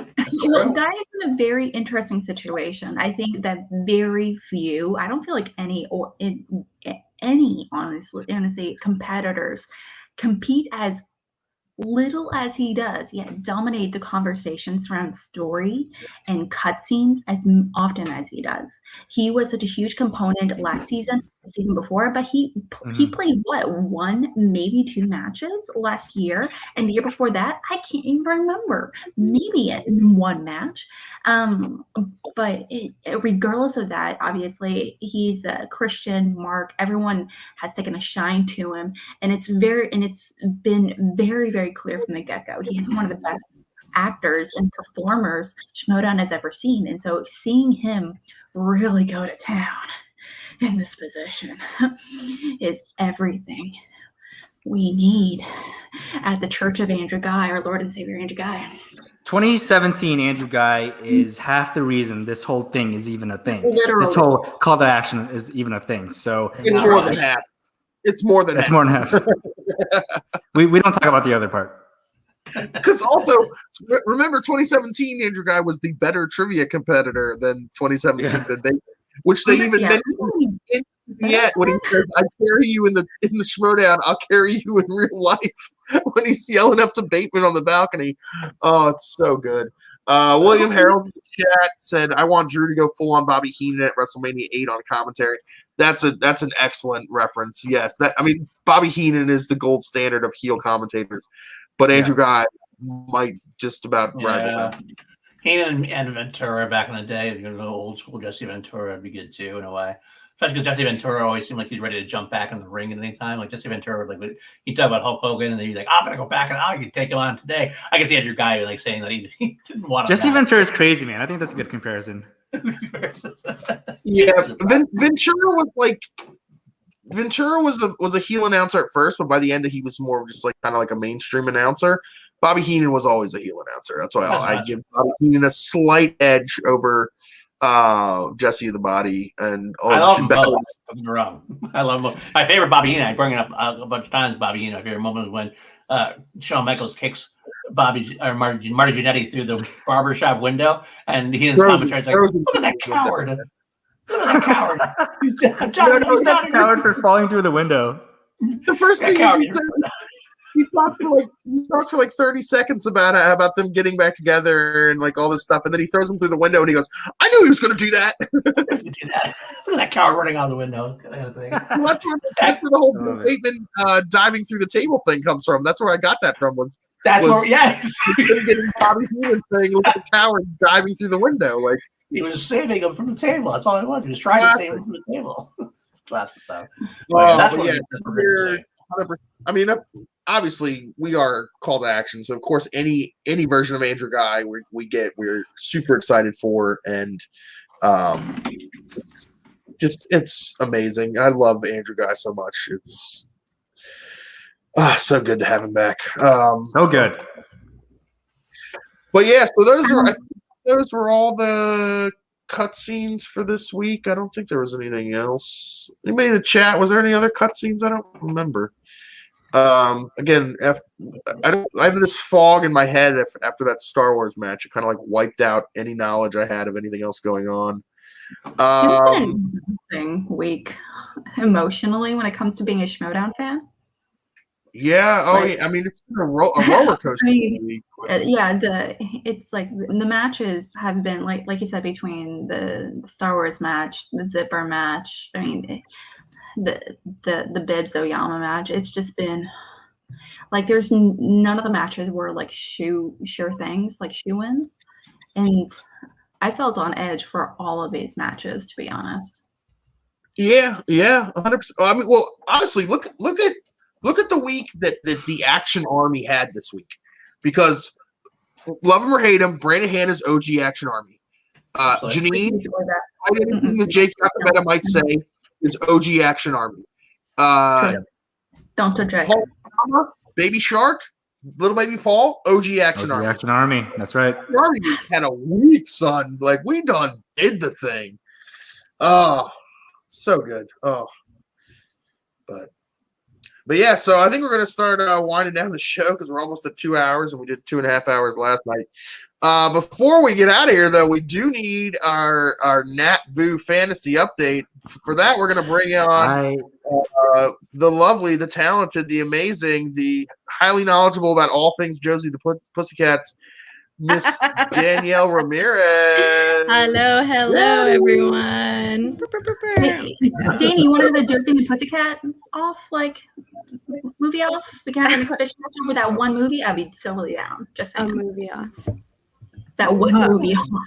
The exhibition match just for that one Josie and the For the one movie. What is Star Wars if not one movie just sliced up into like 10 episodes? Let's be honest. Now I'm in focus. I'm here for this Nat Vu fantasy segment. Hang on, I accidentally closed it. Let me just. Because I forgot to share the audio. Okay. Screen share. All right. While Nat's getting that set up, I want to give my 2 cents about some of the stuff that happened this week with the Eric Zipper and Winston Marshall coming back together. I'm super pumped about it. I watched that cutscene. Winston is going in there very timid. He's got a bunch of people that could potentially stab him in the back, and it was very fun to see the reunion between Eric Zipper and Winston Marshall, and even throughout the match, Winston was still kind of standoffish on Zipper, and at the end, throughout it, Zipper, to see a happy Zipper is the best Zipper in my opinion. So I was extremely pumped for that entire match. It went, and that was a great match. That's definitely a match that's in the conversation for match of the year. And then we got the Friday Star Wars match and the Friday singles match, and this was just a crazy week. So I'm gonna shoot it back over to Nat. Okay, so here we go. The Natception begin. When are you people gonna start realizing that you should start listening to me? All right, Brandon Hanna. You thought he was done. You thought it was over. You thought he was gonna lose, but no. Brandon Hanna said no. I will not stay in the grasp of defeat. I will break out. I will get Nat his fantasy points. I will get fantasy points for anyone who's ever listened to Nat. Did anyone actually think that Zipper was going to win the match?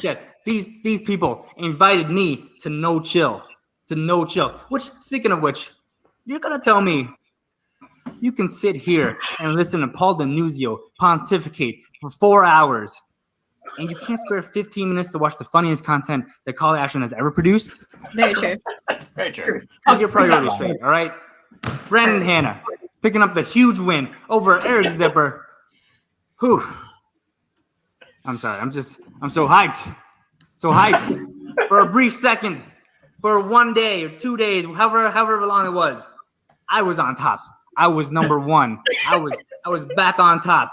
It didn't last, didn't last, but that's okay because Danielle is still.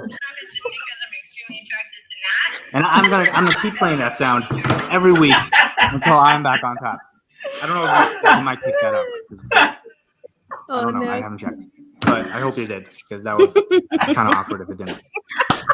Anyway, next match. You notice how I've been. I'm gonna rush through these a lot because I feel like with 3 guests, even without any guests.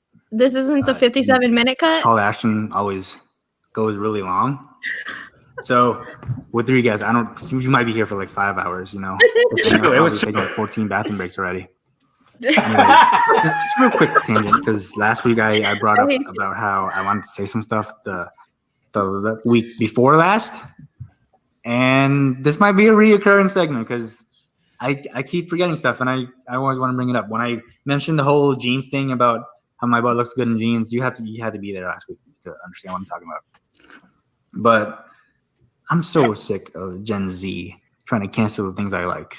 All right, just stop. Just stop. Cancel the shitty things, sure, but do not come for my jeans. I don't like skinny jeans. I don't wear skinny jeans, so that's fine. Cancel skinny jeans. Do not come for slim straight. All right, because my butt does not look as good in boot cut. True. No one's butt looks good in boot cut, though. I don't know why I did a whole tangent on jeans. What was that about? Let's move on to the matches. Lacey Gillerin versus Gold Leader. I know that we have Lacey on our panel. I don't know if she's still there because this is pre-recorded. But if you are, I have a tradition of sucking up to the guests. So Lacey, I think you're rad. I think you did amazing. Thomas Harper, you're a king. I can't wait to see you play. Adam Witt, I don't really need to compliment you because I helped you in Smogates. I feel like that should be enough. But yeah, this is a great match. If you have either Lacey Gillerin or Gold Leader, you're set. The Star Wars division is so competitive that you can't really predict who's going to do well, but they're all amazing players. So you should have some of them on your team. Janine versus Jader, both really solid competitors, but they're not on my fantasy team, and I didn't tell you to draft them. So don't really have much to say. Paul Oyama versus Bibbs. Again, amazing players. I don't have them on my team, so not much to say. You should have both of them or either of them if you're so lucky. The main event, Andrew DeMolanta versus Alex Damon. Like I said in the beginning of this video, when are you people going to stop doubting me? Last week, everyone picked Alex Damon to win. everyone on screen, everyone in the chat. It was just me saying, I believe in Andrew DeMelon. This guy. Stop doubting Asian players. Stop doubting Asian players. When I drafted Oyama during his rookie season in fantasy, everyone was like, oh, that's way too soon. He's a rookie. Let him prove himself first. Won a world title. Andrew Guy versus Dan Merle. Everyone thought I was crazy for picking Andrew Guy. I said, I'm Action Army through and through. Andrew Guy won. Everyone said I was crazy. Challenger doesn't have any chance against Kevin Smets. And when what happened? What happened? I picked Andrew DeMelon to win, and he won. I told you all, stop doubting Asian players. Stop doubting Asian players. It's a damn shame that Andrew DeMelon is being wasted on a sorry-ass team like Jake's. Yeah, that's your fantasy update for the week. It's not really often that I get serious on these things or ever, but I just want to take a moment to address some stuff. Like, this has been a really rough week for me and people like me. So if you can help in any way, if you can support in any way, I and so many others would appreciate so much. Whether that's if you have the money to donate some money to AAPI to stop AAPI hate, and if you just like retweet a hashtag or whatever, and every little bit of support helps. And please check in your Asian friends. It's been really hard for us. So yeah, I was really happy to see 2 Asian competitors take home the win yesterday, because that I really needed to see that. And I figured I would use this time I have in front of you to use this platform I have to just spread a little bit of awareness. So yeah, that's all, pretty much all I wanted to say. Thank you for letting me do this segment, and back to you guys at Tall Live. Thank you, Nat. What a handsome guy that is.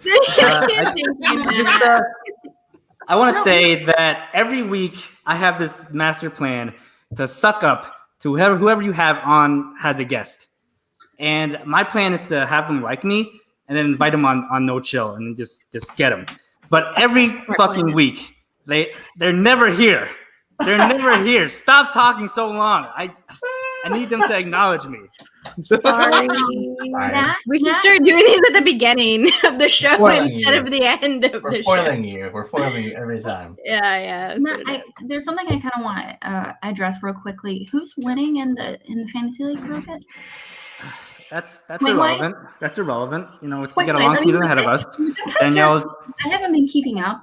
So, I mean, do we have I know every win is also my favorite thing about the fantasy segment is when I approached Nat about doing this, I meant it to be like an overall schmodown fantasy thing, not a C2A fantasy thing. And it's, Nat's gonna nat, and Nat definitely natted this one. And it's nothing but love because it's amazing and it's the best thing ever. So 100%. Big thank you to Nat. Also, it's no longer known as Nat's Fantasy Update. It's now known as Nat's Fantasy and Fashion Update. So we got a little jeans action this week. Who knows next week? Maybe we'll get jackets or something else. Your hair really did. Your hair looked really great inside of that video, though. I don't know what was going on with it. Here's the thing. I'm going to give you a little bit of inside baseball. That was my second take.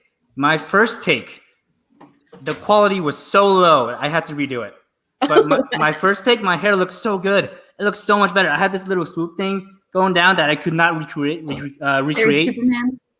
Yeah, very Superman. And it looked so much better. The whole video was so much better. I left out some stuff on this video. I wish I could have used that first take, but the quality was just so low, and it's a damn shame. Aww. And also, Danny says Jake is in first place, which is not true. Alex is in first place. I hate to admit it, but Alex is in first place. But Danielle is extremely attracted to me. So really, for now, your hair look great. I mean, this league doesn't even matter because I retired from it as the victor. So for now. Just trying to use my strategy of drafting Dan Murrell, which Dan Murrell has a match coming up, so that'll go back to first place after Dan Murrell beats out Adam Collins. So good on you guys. Way to go. Thank you. Meh. Thank you, Dave. Thank you, Billy. Actually, okay, so hear me out. If I had Dan Earl, I would kind of want him to lose because that would mean guaranteed more matches where he would have to work his way up. That's true. I did say don't draft a champion. I would want someone like Adam Collins to fail really big. Like you kind of want someone like Ben Bateman or John Roque or something like that, so that way you can get more. This matches. is the thing. So, how many points is the singles match worth this season? In fantasy or in real? All their points if they win. And in fantasy, we're not doing the Schmodown score. Oh, okay, yeah. So I mean, so it's however many points you get. Like, you're gonna get max points from Dan Murrell like every time he plays. And he's gonna play more this season than champions did last season. The don't draft champions comes from last season where some champions literally played twice. The IG belt was defended twice last season. The Star Wars belt was defended maybe once last season. Once. Was that the only time? Yeah, Damon only played once and it's spectacular. Yeah, so I mean, like that's the whole. But the singles belt's going to get defended all the time, especially now because they have that down pat. Like they can have a singles match, they can have a singles title match every week. Like they're not going to obviously, but so Dan Murrell's going to have plenty of opportunity to get tons of points, whether he wins or loses that title. It's a long haul. Dan Murrell's proven max points end of the season. Nat's taking home the title, guys. That's Nat's Fantasy Corner. There's only one champion here. That's me, and that's the strategy you use to win a champion. I'm the one who has Alex Damon on the fantasy roster, and part of my reasoning for getting Alex Damon was because I absolutely did believe that Alex Damon was going to keep the belt throughout the rest of the season, so that's one of the main reasons. But also, Alex Damon is going to take the shot into IG. Whether or not that follows through, we'll see. But there's still that possibility of points coming in if he does end up going into IG. So I was looking at double divisions or multiple division players. I think he has a match coming up in IG. Yeah, he does. Yeah. Announced. Yeah. Mm-hmm. But yeah, we're over 2 hours now, so we're approaching how long we were on last night. So we're gonna wrap things up here, folks. Before we get out of here, we're gonna let everybody know where y'all can be found and all your wonderful things. We do have a few announcements before we go. Paul, you have some FCL announcements. Yeah. I'm going to make some more announcements when I start tweeting these out. I'm going to give you one more exclusive, but I'll show some of them that I did, just because I like the graphics that Jacob Patrick does. There it is. We got the Cine Fanatics are in the FCL. I know they're in the chat, so I want to highlight them specifically. This is Fred Klein, who I mentioned earlier. He's the guy who's going to be in the FCL as well. Has a match potentially, hopefully soon. But some other ones that have not been announced or just were announced on Twitter. Sonny of Cat and Sonny is in the FCL as well, joining. We had the announcement of Cat last week. Sonny is also being involved. Also, another great one, Sean Chandler is in the FCL. Okay. Actor Never Died. He's got a great channel. He's a phenomenal person. Look him up on Twitter at Kirk Never Died. He's got a lot of knowledge. I think he's going to be a lot of fun. He's got great personality. This guy's something to look forward to, definitely. He was one of the rookies that a lot of people thought was going to get drafted in the Schmodown and did not. So that's big for FCL. And also, finally, okay, go ahead, Paul. Finally, one I'm happy to announce that's actually not on Twitter yet. Some people we know and love. Late to the Party. What? Is coming to the FCL. Yes. Love it. Robert Montano and Vanessa Simmons are both in the FCL. You heard it here first. So yes. You heard it here first. Robert will be the FCL's first champion. 100% guaranteed. You heard it here first. I can see I said Robert, so it's either going to be Robert Adams or Robert from Late to the Party. So I hedged my bets a little bit there. Robert. You're the Robert. Like the Chris's. Are we doing a first class league fantasy? Hey, you want to do that? That's all good. No, because they're a little biased, Paul. I would have a little inside information on that. That's probably not a good thing to do. Use inside information in a fantasy league to help himself out. Ad drop anybody? Yeah. So speaking of Cat and Sonny from Cat and Sonny, next week on Call Live, they are our guests for next week's Call Live. We are having Kat and Sunny from the Denmark where they reside, which is going to be a really fun time. They're great people. They love the Schmodown. They obviously love FCL now as well, so we'll talk about a little bit of both of those. But yeah, before we go, Danny, where can the people find you? Y'all know me. You can find me on Twitter at DannyJoy, DANIEEJOY. You can also find me here every week on the Call to Action Network doing some show or the other. Who knows what it is. And very excited for FCL. Hashtag Team Question Writers. Big shout out to FCL going forward. All of that good stuff. And that's it. Paul Denuzio, where can the people find you? That's PLD, everybody. That's what it means. Where can they find you? Find me out here on Chill to Action. Actually, we'll say that we were going to have Chill to Action tomorrow. It has been pushed back for a week for scheduling purposes. But the night before the FCL debuts, we will have the chairman, Brad Gilmore. The boat will be on Chill to Action the night before. So maybe we'll have some things to announce then. Hopefully, we'll find that out. You can also find me on Action Industries YouTube channel with Ben Bateman and Andrew Guy. I do Falcon Winter Soldier reviews every Friday, as well as our normal Action Unfiltered and other various programming throughout. And one last thing, PLD Projects, something I've been doing now recently a lot more. Scoundrels of the Force, my Sunday 1 p.m. Eastern Star Wars show. And of course, like I said, the FCL March 30th. It's going to be a lot of fun. So stay tuned. All right. And Nat Daddy, where can the fine folks find you? Well, it's almost April, which means we almost have a new No Chill episode coming out. But to get ready for that, go check out No Chill episode 2 with Brandon Hanna. Me and Dylan kind of ribbed him on his whole caring about stats more than actual winning. And I'm not going to take credit for his win, but I'm saying that it couldn't have hurt him, So check that out. It's so funny. Check us out on Twitch, twitch.tv/call-to-action on Tuesdays. Every Tuesday at 6 Pacific. We are on at the same time as Schmo Me the Money, so that's how you remember. We had an episode last week with Eric Barnes, who's the Warfather's former roommate. It was such an amazing episode. If you're a fan of wrestling, if you're a fan of just listening to someone talk about something they're passionate about, definitely check that out. If you can't watch on Twitch, then you should join our Patreon right there, where we will be posting VODs of Twitch Tuesdays on YouTube. And also, I'm on Twitter, NattyS44. Yeah. And Alex, Mac Daddy, not to be confused with Nat Daddy, where can they find you? I'm so excited and thankful to be in the conversation of fellow Asian daddies as Nat. So you can find me on Twitter at RealAlexMac on Twitter. You can also find me just doing a bunch of stuff on Discord with the C2A group. Also, we're doing movie challenges and all that good stuff. So it's definitely a fun time. We're actually going to be doing just a hangout where we're going to be chatting with each other and doing a little award show. So that's going to be fun. But also more importantly, here coming up on Tuesday, it's actually going to be our 1 year anniversary of Cinema Bias. It's a show that I co-host with Video Drew. It's going to be our 1 year anniversary of having the show. So we're having a bracket where we talk about real quickly about all the movies that we've covered on Cinema Bias and narrow down to one movie.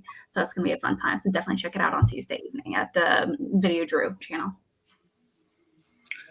Awesome. Yes, you all can find me on Twitter at Mr. Billy Belford.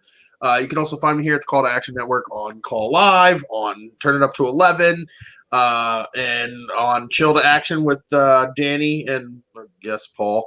Speaking of with Paul, you can also find me on Stereo in about 10 minutes. Myself and Paul Denuzio will be going live on Stereo to break down next week's matches because we've spent almost 5 hours talking about last week's matches. So let's talk some more about next week's matches in about 10 minutes on Stereo.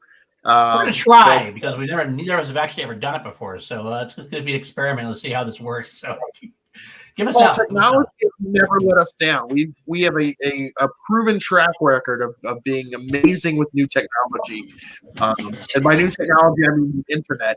But, yeah. But that's all, folks. Thanks for stopping by. Thanks for joining us again. Thanks to everyone who donated, clicked, liked, shared, anything at all. Hashtag Stop Asian Hate.